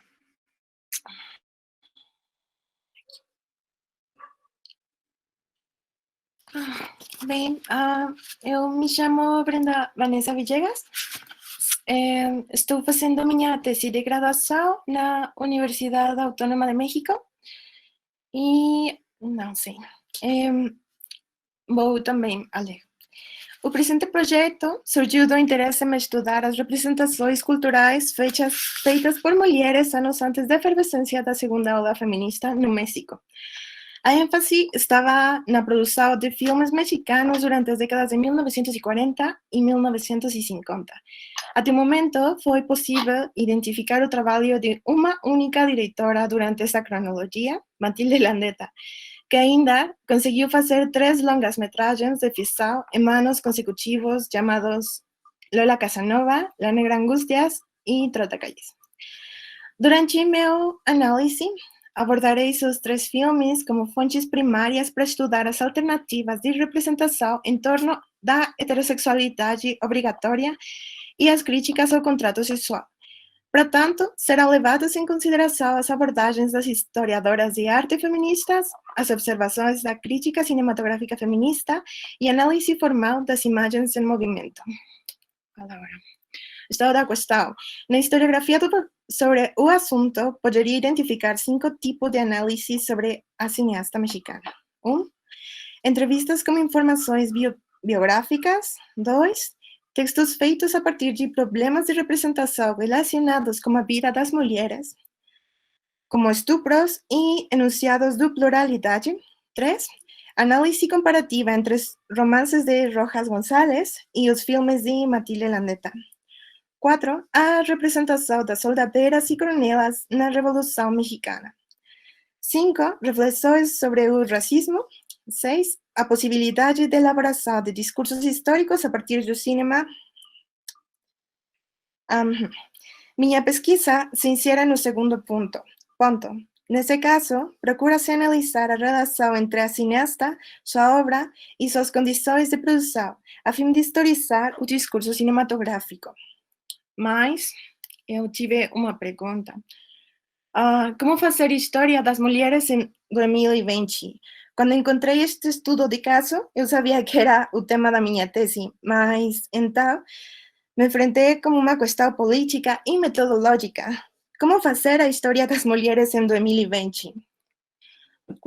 Embora os discursos de indignação evidenciam o que Pierre Bourdieu chamou dominação masculina, também é verdade que costumam levar uma narrativa de vitimização. Para mim, as mulheres são mais do que vítimas. Em nós vejo resistências, respostas para tomar a vida entre nós. Na minha perspectiva, como estudante de história, acho que meu trabalho deve aspirar a dar respostas às mulheres do presente. Resolvi, então, perguntar sobre a resistência. Quais são os pontos na obra da Matilde Landeta que se mostram subversivos em relação ao contrato sexual? Estou no processo de responder essa pergunta, tecendo uma ligação entre obra, autora e condições materiais. A partir dessas 3 variantes, foi possível para mim identificar 4 momentos na carreira de Matilde Landeta. O primeiro se localiza no período de 1940 a 1951, quando conseguiu dirigir 3 filmes de ficção: Lola Casanova, La Negra Angustias, Trotacalles. Ela também foi produtora e escritora desses filmes. A segunda etapa e sua incursão como diretora no documentário Rescate de las Islas de Revillagigedo, no 1957. O terceiro momento é formado por seu trabalho como diretora de cinema para a televisão, como os episódios de Howdy Doody, adaptados para todo o público latino. O último período é seu retorno às telonas após a efervescência do movimento feminista no México, como as filmagens de Nocturno a Rosário, em 1991. Esses episódios em sua carreira têm características específicas e são infinitamente complexos. Até agora, sustento que cada um deles pode receber perguntas completamente novas se as mulheres são consideradas como produtoras de signos, significados e discursos como os colocados pela crítica cinematográfica feminista e pela história de arte feminista. Para delimitar o assunto, dediquei-me a sua primeira etapa como cineasta, ou seja, aquella que deu de 1949 a 1951. Sobre a hipótese. Minha análise dos filmes gira em torno de uma hipótese formulada a partir de O Tráfico de Mulheres, texto de Gil Rubin, produzido em 1975, onde diz que o fundamento do sistema sexogênero era a heterossexualidade compulsória, expressado de um jugo doloroso, o resultado da fase edipiana, em que as mulheres são negadas a amar a sua mãe e estar apaixonadas por qualquer outra mulher no futuro. Diante da proibição, segundo o texto de Gil Rubin, as mulheres têm 3 opções. 1. Aceitar a heterossexualidade, aderindo a uma concepção do falo que permite a troca de mulheres e as coloca na normalidade. 2. Reprimir totalmente sua sexualidade, tornando-se assexuada. 3. Protestando, agravando-se a seu narcisismo e tornando-se homem ou homossexual. Eu diria lésbica, mas não sei. Agora, eu defendo que as protagonistas dos filmes de Matilde Landeta não se enquadram totalmente em nenhum desses caminhos. E até é possível que as protagonistas deem saltos de uma opção a outra em determinados momentos das suas vidas, gerando mulheres complexas, com desejos contraditórios e críticas valiosas à interação entre os sexos. Em suma, esta pesquisa propõe que os filmes de Matilde Landeta colocam sobre a mesa uma proposta de representação subversiva, a troca de mulheres e a heterossexualidade compulsória, mas, ao mesmo tempo, suscita a possibilidade de ser mulher de maneira complexa e contraditória, saltando entre os 3 caminhos propostos por Gil Rubin. Sobre os conceitos. Para chegar aos conceitos específicos de contrato sexual, heterossexualidade compulsória, foi útil revisar a bibliografia escrita por Gil Rubin, Griselda Pollock, Monique Witting, Audre Lorde, Teresa de Lauretis, Claire Johnston e Laura Mulvey. A seguir, explicarei como vinculei isso ao meu processo de construção histórica. Em 1980, Monique Witting, em seu polêmico ensaio O Pensamento Heterossexual, questionou sobre o impacto dos discursos na vida das mulheres, já que para ela os signos mantêm uma relação estreita com o real. Ela tornou visível a gravidade do impacto simbólico, como o caso da pornografia. Ela diz: o discurso pornográfico faz parte das estratégias de violência que se exercem sobre nosso meio. Humilha, degrada, é um crime contra nossa humanidade. Como tática de assédio, tem outra função, a de advertir. Manda que fiquemos em linha, define o ritmo para aquelas que tendem a esquecer quem são, apela ao medo. Com a pornografia, um grande número de filmes de grande sucesso durante as décadas de 1940 e 1950 no México apelou para a estetização da violência contra as mulheres, entre elas Nosotros los Pobres, de 1948, onde constatamos que as cenas de violência doméstica contra as mulheres são brutais, vergonhosas, mas finalmente justificáveis. Por exemplo, numa cena, Pedro Infante bate Chachita, que é uma menina que acaba pedoando cariñosamente ao ritmo das mañanitas. Para análise de filmes feitos por homens, o popular artigo de Laura Mulvey, escrito em 1975, Visual Pleasure in Narrative Cinema, é esclarecedor, pois partiu da psicoanálise para gerar teorias sobre a recepção masculina de filmes feitos por homens, como objeto de realizar suas fantasias relacionando seu complexo de Edipo e escopofilia. A solução de Mulvey para o problema de satisfação masculina foi resolvida com a subversão de formas e mensagens cinematográficas. Propôs uma abordagem para a vanguarda onde os significados são alterados. Embora o prazer visual seja muito útil para analisar as possibilidades do cinema experimental como expressão subversiva, devido ao propósito desta pesquisa, podemos rescatar o texto para nos perguntar: os filmes de Matilde Landeta foram de alguma forma adaptados ao prazer masculino? Para começar essa pergunta, é necessário apelar à política de imagens proposta por a partir da diferença sexual. Quando ela perguntou como, em que gêneros cinematográficos está representado o desejo feminino. Como propôs Gilrubin, a mulher nunca poderia se tornar um signo e nada mais, porque mesmo em um mundo de homens, ela ainda é uma pessoa e, portanto, ao mesmo tempo que é definida como um signo, deve ser reconhecida como geradora de signos. Nesse ponto, é preciso reconhecer as características do meu objeto de estudo, melodramas feitos por uma mulher nos anos 1940 e 1950, época em que o gênero predominava no cinema nacional. Por um momento, é possível gerar uma pergunta: é possível identificar o desejo feminino nos melodramas? Por isso, é interessante resgatar o conceito do contracinema, cunhado por Claire Johnston, como uma possibilidade fecunda dentro das plataformas de cultura de massa e entretenimento para generar representações subversivas. Bem, por último, em resposta às propostas de Laura Mulvey, Monique Witting, Teresa de Lauretis,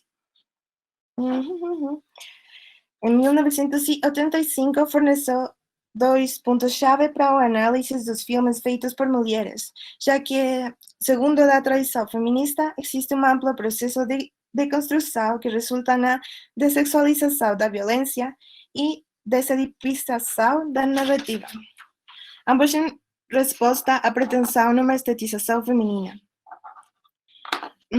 que, quando expressa no singular, denota laços de homogeneização que silenciam as múltiplas experiências femininas, pois perguntar se há uma estética feminina ou uma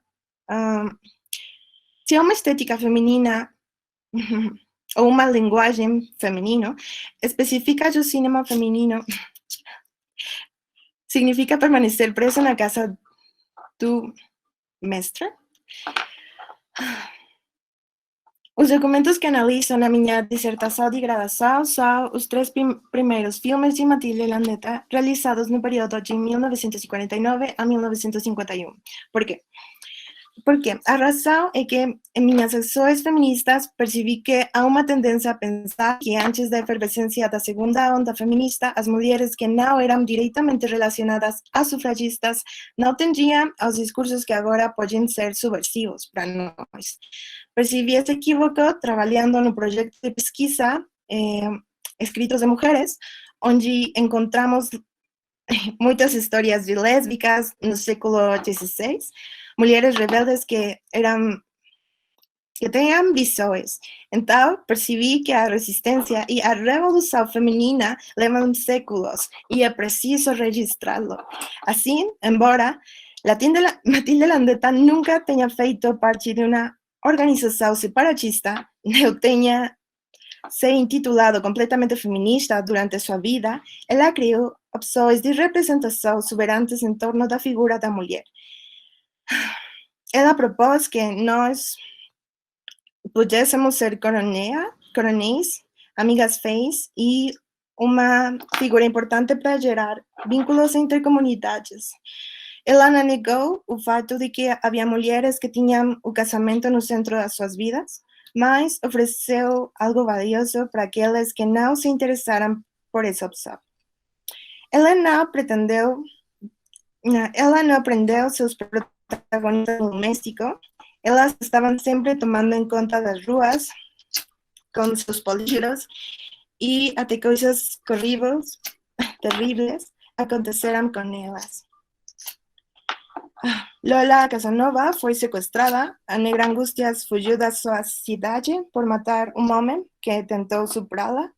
E entre calles, as suas duas irmãs têm destinos diferentes após de ficar órfãs.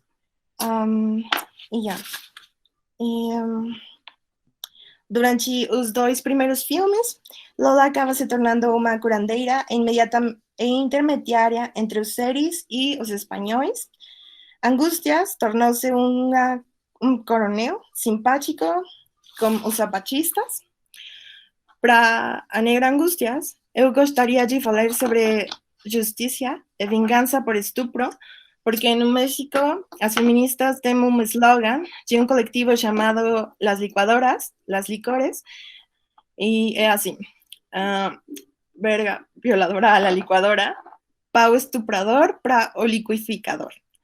É interessante que, geralmente, nos filmes mexicanos, os estupradores não são identificados como tal. Dificilmente são punidos. Em todo caso, os encarregados de administrar justiça são homens. Mas no caso de La Negra Angustias, eles tentam estuprar o protagonista 2 vezes. A primeira vez, ela apunhala o agressor. Ela faz isso de maneira totalmente planejada. Na segunda vez que o homem intenta estuprá-la,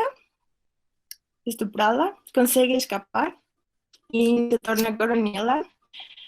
Quando reencontra seu agressor, admite diante de si que ela não sabe nada de leis, mas para justiça pelas mulheres, e mande ele a ser castrado. A cena não foi censurada. Desculpa te interromper. Você consegue já fazer uma síntese para a gente já ir terminando? Porque a gente tem mais uma apresentação. Acho que pois, Tudo bem? sim. Bem, assim, nos 3 primeiros filmes de Matilde Landeta, Lola Casanova, La Negra Angustias e Trotacalles, é possível consultar certos tipos de subversões aos estereotipos femininos da época. Considero que essa é a contribuição política que Matilde Landeta deu a partir das suas representações, onde, além de questionar o contrato sexual, por situar suas protagonistas como mulheres capazes de sustentar como trabalho, também consegui propor formas de que se relacionar com as mulheres, onde possam criar espaços de resistência para cuidar umas e outras.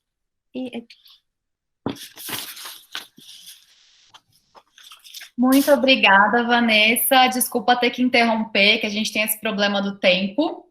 Muito interessante o seu trabalho e muito especial ter uma participação internacional, né? Agora foi. Agora eu posso mostrar? Pode. É anexo? Como que mostra? Eu não sei mexer nesse Google Meets. Você vai em Present Now, que é apresentar embaixo, na barrinha, debaixo do lado direito. Apresentar agora. Isso. Você vai em Windows e escolhe.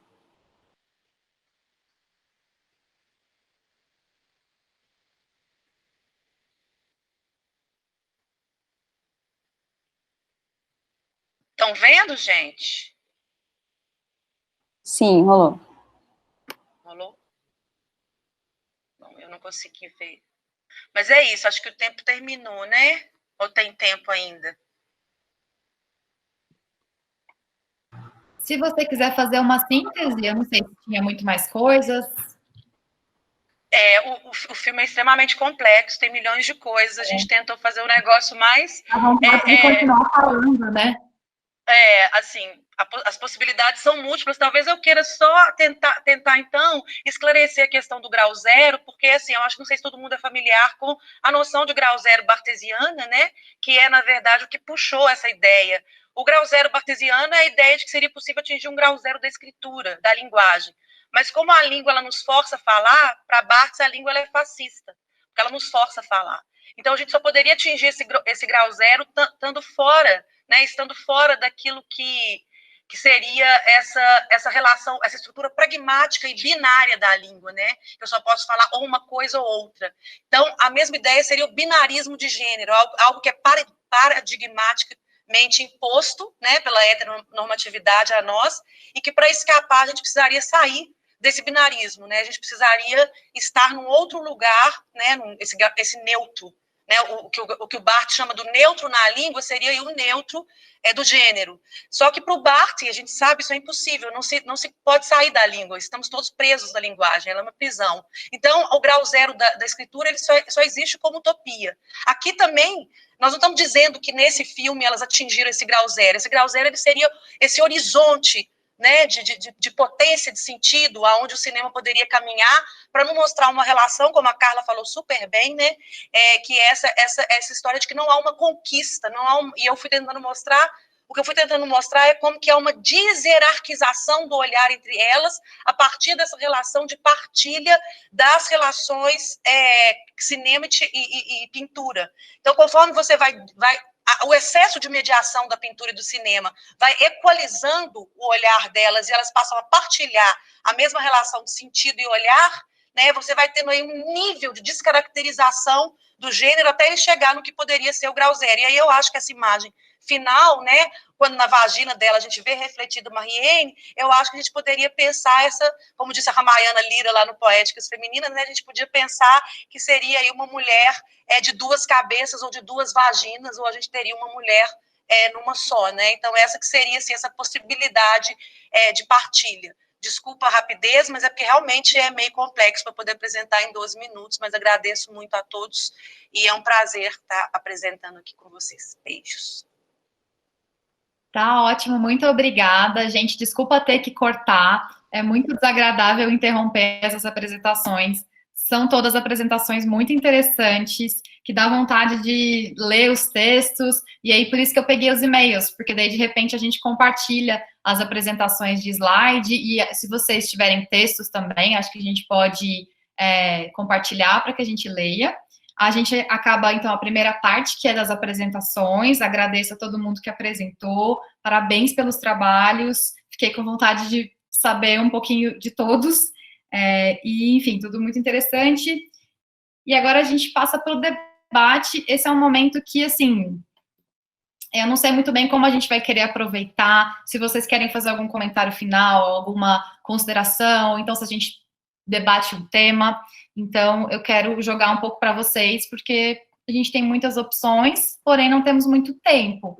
Então, já aproveitei para agradecer também a Isabela, que está aqui no nosso apoio, agradecer quem está como ouvinte, né? Para saber o que vocês estão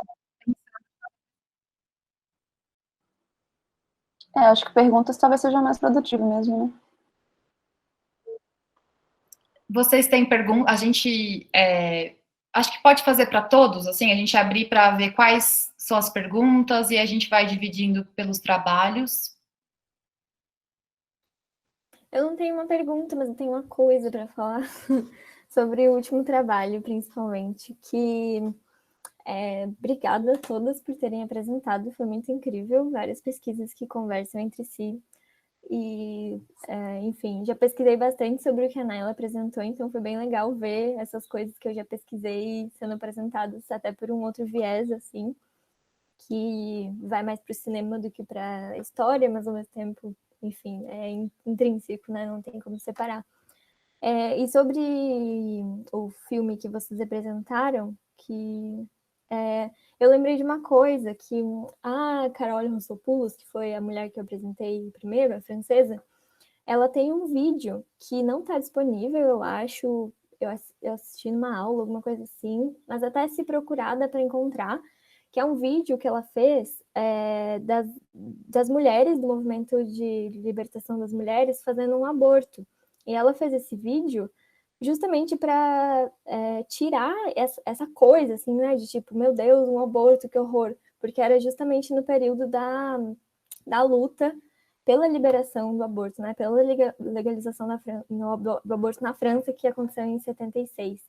E aí eu achei muito interessante, assim, esses paralelos das imagens das mulheres juntas, enfim, juntas nesse momento, assim, né? E como o retratar desse momento é bastante interessante de pensar, que são, enfim, são produções diferentes, uma é documental, outra é ficcional, mas, enfim, eu achei legal pensar nesse paralelo. E outra coisa que eu queria falar, mas aí é um detalhe chatice minha, é que eu acho que o nome do trabalho de vocês devia ser Na Vulva de Marianne Vemos, enfim, porque a vagina é outra coisa, né, gente? É dentro só.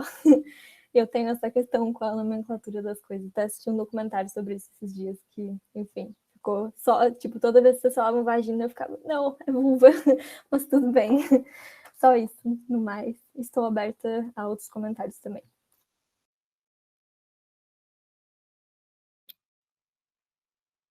Eu acho que a Alina tinha um comentário para fazer. Não sei se está relacionado. Aliás, não, você já fez. Era esse comentário que você ia falar?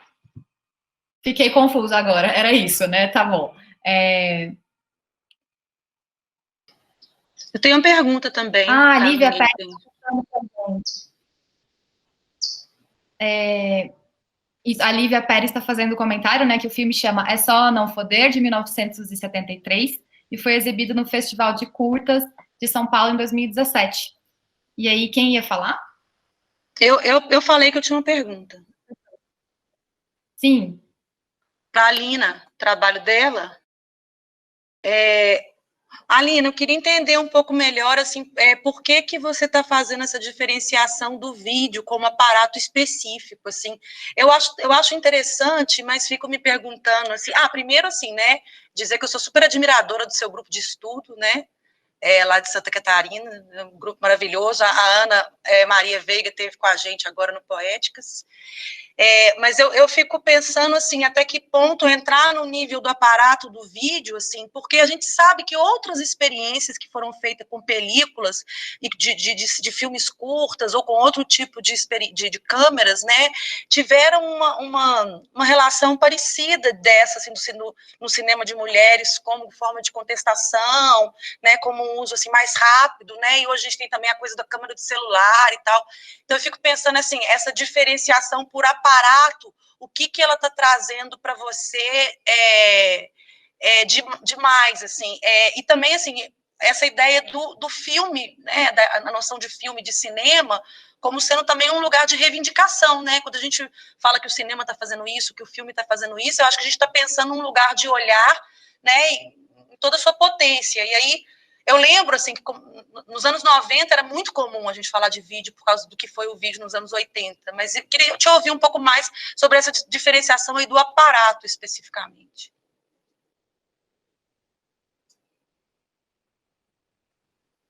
Eu não sei se a gente faz, tipo, várias perguntas e depois responde, ou se eu já respondo agora.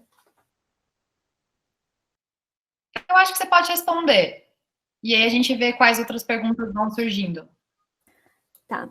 Então, essa diferenciação do vídeo, ela não é tanto minha, assim, né? Mas é uma questão mesmo de como foi marcante o surgimento da câmera do vídeo mesmo. Porque, como eu apontei no começo do trabalho, realmente, assim, era muito mais fácil o fazer do vídeo do que o fazer da película, né? E não só no sentido prático da coisa, mas também no sentido financeiro, porque era mais barato fazer filmes em vídeo. Aqui na América Latina, nem tanto, mas no hemisfério norte era muito mais barato fazer vídeo. Então, acontece que tem essa marcação, assim, bem importante, e é curioso que as videoastas, inclusive nomeio elas assim, porque a Rita Moreira ela fala que ela não é cineasta, ela é videoasta, elas justamente falam isso, assim, eu nunca fiz cinema, eu fiz vídeo, porque é de fato uma linguagem diferente, é algo diferente, é uma maneira que, enfim, permite novas maneiras de se fazer, né? Não é tanto o filme, a luz que entra e grava na película, e, enfim, são pulsações, é uma coisa eletrônica, é algo que permite experimentar muito mais do que a película, né, nesse momento que surge. Eu não sou do cinema, eu sou da história, né? Então eu realmente não tenho assim um estudo muito técnico sobre o vídeo, mas é algo que eu quero entrar um pouco mais de cabeça agora na dissertação. Mas, assim, foi realmente um marco histórico a invenção da câmera de vídeo. Realmente modificou a relação das pessoas com as imagens, né? Tanto pelo que elas relatam, quanto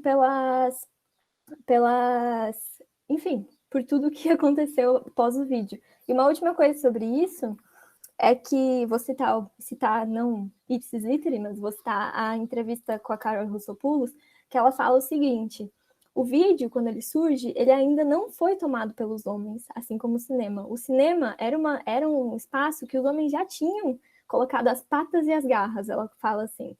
E o vídeo não tinha narrativa. As mulheres puderam tomar o vídeo e se colocar como, enfim, também protagonistas daquilo, justamente por ter sido uma tecnologia que os homens não tinham tomado ainda. Então, acho que tem esses marcadores, assim. E, enfim, acho que é isso. Tem várias questões sobre o vídeo na América Latina, como a gente tem um acesso mais limitado, as questões da importação dos aparelhos de vídeo e tal. Aqui no Brasil foi muito comum a questão do coletivo para fazer vídeos, as pessoas se uniam em coletivos e pegavam os aparelhos emprestados e tal, e até mesmo coletivos de videoartistas, né? Os primeiros usos do vídeo no Brasil foram na videoarte. Uma pessoa que tinha dinheiro lá, ela trouxe dos Estados Unidos uma câmera de vídeo em 1975 e levou para o Museu de Arte Contemporânea do Rio. Lá no Museu de Arte Contemporânea, vários artistas usaram dessa única câmera para produzir várias coisas, tipo a Lígia Pape, enfim, várias pessoas, vários artistas.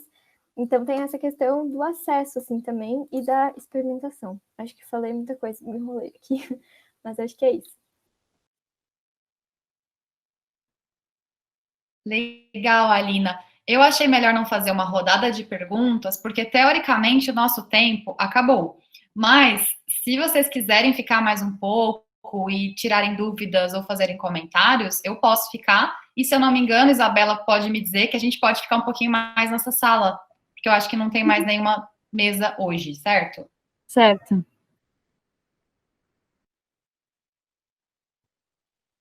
E aí a gente pode, então, fazer uma rodada de perguntas. De repente, vocês colocam no chat, a gente faz uma rodada de acordo com o que vierem de perguntas.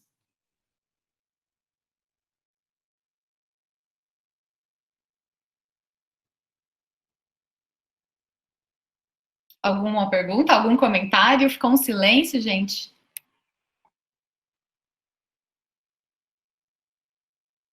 Talvez, enfim, foi só um comentário, mas na verdade para a apresentação de Kylie, acho que é assim que pronuncia, né? Não sei, acho que está aqui ainda.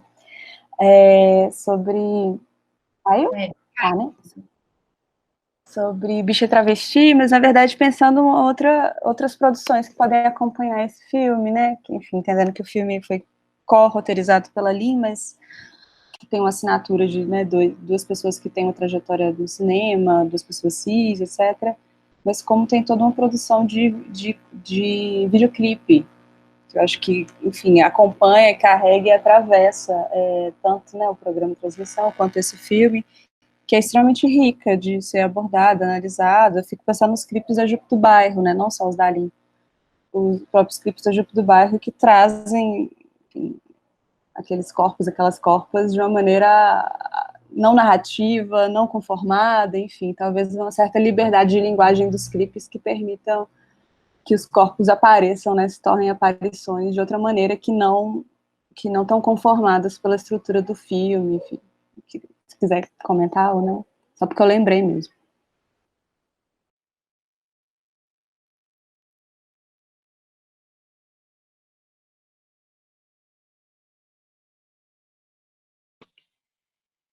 Tá sem Kylie está sem microfone agora, né? no momento. Enfim, se quiser responder pelo chat, fica à vontade.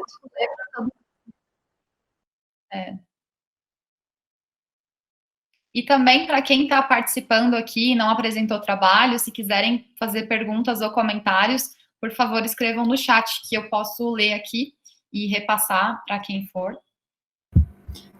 Posso fazer uma pergunta? Pode, Naila, pode falar.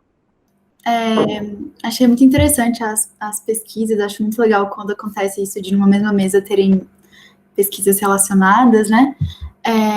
E daí para a Roberta e para a Carla, o filme que vocês falam, né, é um filme que eu sou apaixonada, assim, por ele eu tenho uma relação muito afetiva com esse filme, né? E assim, eu escrevi sobre ele, escrevi uma crítica, e enquanto eu escrevia, assim, no processo de ver ele 300 milhões de vezes e tal, O final dele é uma coisa para mim que ainda é tipo é uma incógnita, assim. Eu tenho, sei lá, uma série de, não vou dizer teorias, mas tipo pensar reflexões sobre o final do filme. Mas eu queria que vocês comentassem um pouco como vocês veem o final, assim, delas não se encontrarem, né, no final. Só a Marianne vê a Heloïse, mas a Heloïse não vê a Marianne. A última cena mesmo, você diz, né? Sim, na orquestra. Na ópera, né? E tá tocando justamente a música que elas estavam ouvindo antes, né? Quer dizer, que a Marianne toca pra Heloïse antes.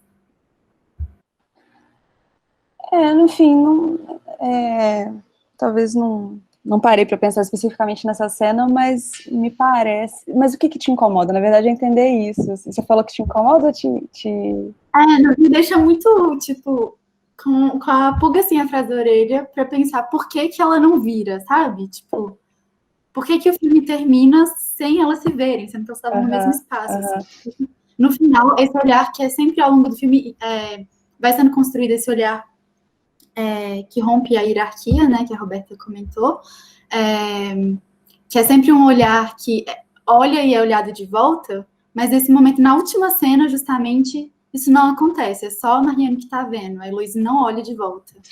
O meu argumento vai um pouco nesse sentido mesmo que você está falando. Eu acho assim, quando elas voltam para a sociedade, é como se a coisa tivesse se constrangido, né? Ali o grau zero já é impossível, porque ali se voltam todas as convenções. Então, a penúltima cena, ela vê Heloíse já mais velha, mãe com filho num quadro.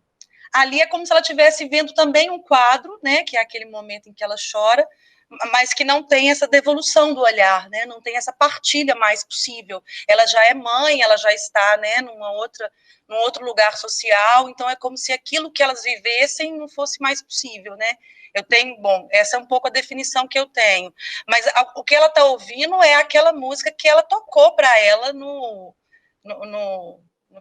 órgão, né, no piano, sei lá, que tem lá, né, então, assim, ela assiste o ato da Heloíse chorar, mas ela sabe que ela está chorando de uma lembrança, né, de uma relação, então, assim, ainda que a devolução não se dê no olhar, porque é como se essa partilha não fosse mais possível, porque uma ascendeu a um lugar social que, de alguma forma, eu acho que as bifurcam, e aí nós voltamos para essas questões binárias, né, aí saímos desse lugar idílico, talvez, que aquela casa tinha, que é uma casa muito escura, né, o tempo todo só tem luzes, poucas luzes e chamas e tal, aí eu acho que, né, o que você tem ali é essa impossibilidade mesmo, e vai um pouco com o que a Carla falou, assim, de contrariar esse clichê romântico, assim, né, de não se, e que tem a ver com aquela história do Eurípides, que ela fala do Eurípides, nossa, sou estranha agora falando, que é aquele momento que ela fala assim, ela optou por não olhar, ele optou por olhá-la mais uma vez, porque isso significaria a interpretação não do amor romântico, mas do poeta, né? Eu acho que o filme... a escolha do poeta, não é a escolha do amante, é a escolha do poeta, né? Que é de lembrar e de transformar aquilo em arte, né?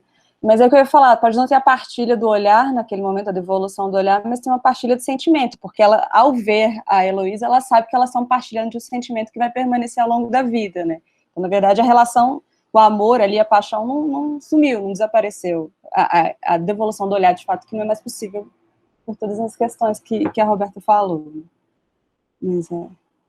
Mas é a escolha do poeta, é isso. Da poeta. Eu lembrei...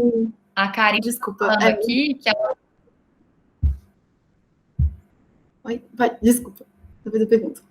Eu ia falar que a Karen está lembrando que a relação se dá através da música, e segundo a Flora aqui, é um pedaço das 4 estações do Vivaldi, então se vocês quiserem comentar sobre a música também.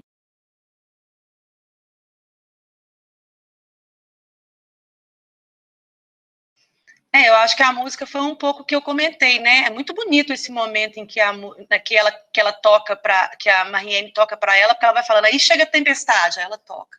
Aí os insetos aparecem, a voz dos insetos, aí ela toca, né?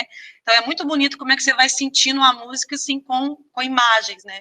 Eu acho que essa lembrança, na hora ela tá chorando, naquele momento, é isso, tem uma partilha de emoção, mas a minha assim, para eu ser fiel ao meu argumento, à minha, né, eu e Carla, porque nós estamos tentando discutir nessa tese aí de que elas entram numa relação sem uma conquista prévia de uma em relação à outra, mas nesse jogo de olhar que vai, né, de alguma forma se construindo, e o filme é muito controlado para poder dizer isso.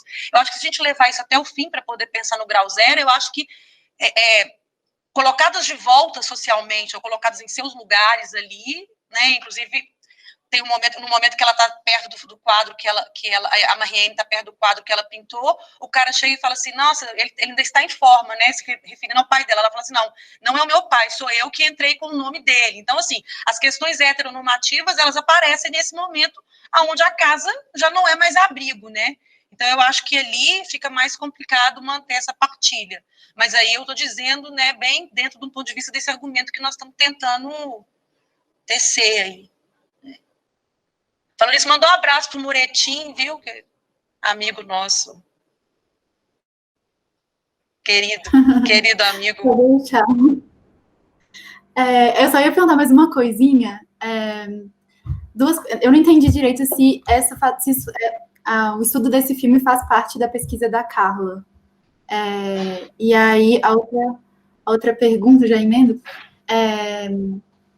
que ontem eu descobri uma pintora, que chama Rosa Bonheur, e eu fiquei muito chocada do tanto que tem semelhanças com alguns aspectos do filme, assim.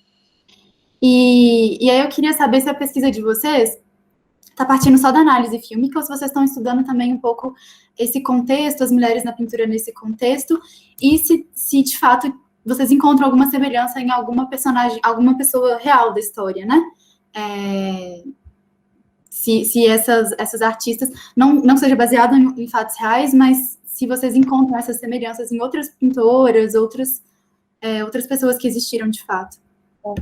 Não, na verdade, esse filme não está na minha pesquisa, a pesquisa passa por outros caminhos, mais cinema experimental, escritas de si, mas eu e a Roberta apresentamos no grupo de pesquisa que a gente conduz, que é o Poéticas Femininas, Políticas Feministas, a gente apresentou sobre esse filme, a gente fez um encontro do grupo, e a partir disso a gente trouxe aqui essa apresentação, que vai se desdobrar em texto, então, enfim, a gente não saberia propriamente dizer sobre essa aproximação que você propõe, mas ao ler, né, entrevistas com a Céline Sciamma para essa fala, enfim, ao ler um pouco, ela diz que ela construiu essa personagem da pintora no filme a partir de relatos e biografias de várias outras pintoras que eram atuantes no século XVIII, então, enfim, não foi invenção propriamente cinematográfica, né, no sentido de uma fabulação de algo que está completamente inexistente na realidade, mas uma construção a partir de relatos e biografias diversas que a gente acredita que não existia, né, enfim, o senso comum diz que não existiam, mas que estavam lá, produzindo, enfim, mas essa aproximação, né,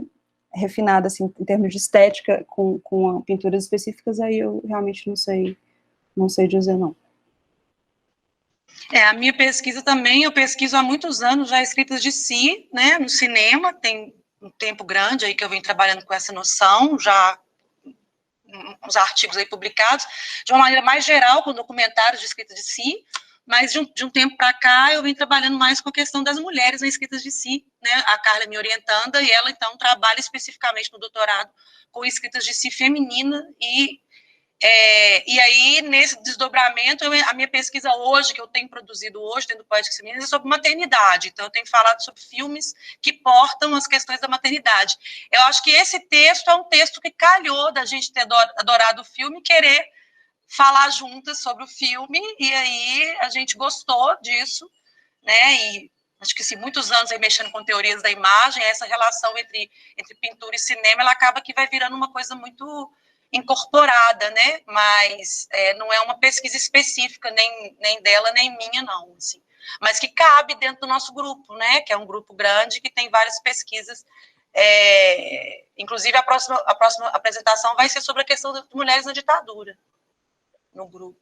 Depois a gente pode passar o link aí para quem quiser. Eu passo por e-mail, as informações vai ser essa quinta às 17 horas, pelo Zoom. Aproveitando para fazer o jabá. Ainda não, está em processo.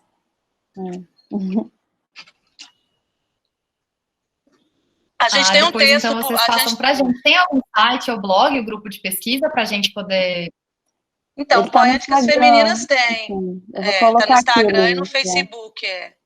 Mas eu e Carla, a gente tem um texto sobre a questão das escritas de si no cinema da Chantal Ackman e Perlove, né? Discutindo a questão do diário, né? Então, a gente tem um texto de nós duas, mas que é sobre essa, que vem muito da dissertação dela. Então, esse trabalho agora, na verdade, é um trabalho que ainda está em processo, né? O de escritas de si é um trabalho que é mais, já foi mais maturado, né? Que a gente fez já há mais tempo. O Poéticas Femininas tem um Facebook, é só entrar lá, colocar Poéticas Femininas, Políticas Feministas, é um grupo da UFMG.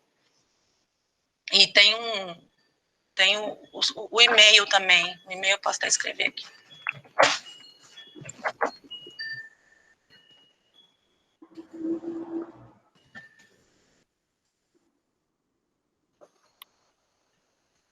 Acho que a gente pode passar para frente mais algum comentário ou dúvida. Temos aqui a Lívia Pérez participando com a gente. Se você quiser abrir seu microfone, Lívia, fazer algum comentário, fica à vontade.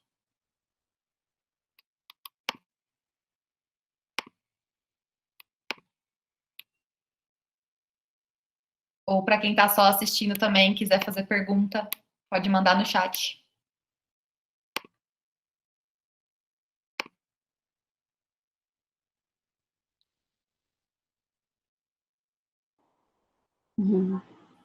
Obrigada, Lívia. Valeu todo mundo. Muito obrigada pela participação, a gente agradece.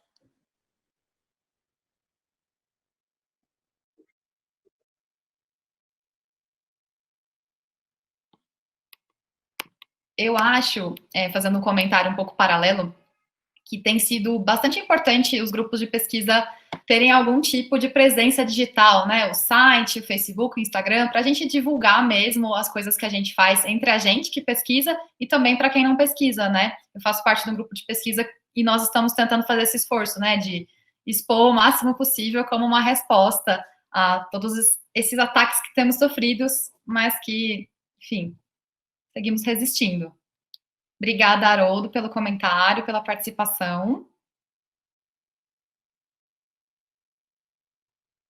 Também lembrando aqui do grupo Mirada, Estudos de Gênero e Audiovisual, que é da ECA USP também, que deve estar nas redes também, acho que tem ou Instagram ou Facebook, mas o nome é esse, Mirada. No Mirada a gente não tem. E aproveitando para falar do grupo, porque eu não falei o nome do grupo que eu faço parte, né?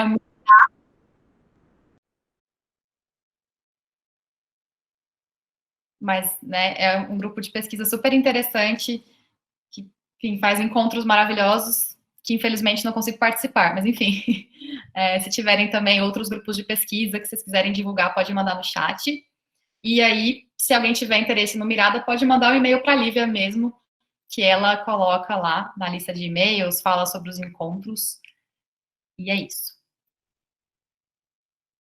Inclusive, a Isabela, além de estar ajudando a gente aqui na parte técnica, ela também pesquisa um tema semelhante ao nosso, que é coletivos feministas latino-americanos. Então, se você quiser fazer algum comentário, Isabela, fica à vontade também.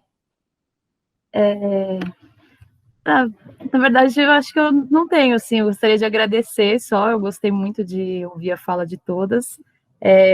Eu fiz faculdade de cinema e me deu muita vontade de pensar a relação com o cinema e gênero, né? Mas, na verdade, o que eu estou estudando é um coletivo boliviano e um programa de rádio que elas têm. Então, é por isso que eu perguntei para a Vanessa também, porque eu fiquei curiosa para ver quais seriam as produções, né, desse coletivo. Mas, enfim, na verdade, não tenho nada, assim, para dizer, só agradecer mesmo. Muito obrigada. Na verdade, eu gostaria de falar que eu me interessei muito também pela... que eu não anotei o nome dela. Eu até gostaria depois de poder ver de novo, falar com a Alina. Gostei muito da pesquisa dela também. Enfim, mas é isso, na verdade. Então, a minha pesquisa quase foi. Então, eu vou mandar um e-mail para todo mundo que... Opa! Não. Você ouviu? Tá. A minha pesquisa quase foi sobre coletivos latino-americanos de vídeo, mas aí não foi, eu mudei. Mas então acho que conversa bastante mesmo. Então, legal. Vou pegar seu e-mail. Tá. Eu vou mandar um e-mail para todo mundo que escreveu o e-mail aqui, então fica ali registrado, né? Vocês podem ver os e-mails umas das outras e também os links que a gente colocou aqui, que eu acho que são bem legais. Fiquei muito feliz de conhecer o trabalho de vocês. É um trabalho duplo, né? Apresentar o trabalho e fazer a parte chata de mediar, de cortar as pessoas, mas foi um prazer conhecer tanto vocês quanto os trabalhos. É muito inspirador, eu acho, tudo isso, e também descobrir essas mulheres tão incríveis que fizeram parte da história do cinema e do audiovisual, e que nem sempre a gente tem contato, né? Então, muito obrigada a todas as apresentações, obrigada, Isabela, pelo apoio, obrigada para quem participou aqui. E se vocês não tiverem mais nada, a gente pode encerrar, ou então pode parar a gravação e a gente continua aqui um pouquinho mais, com alguns comentários. E é isso, muito obrigada.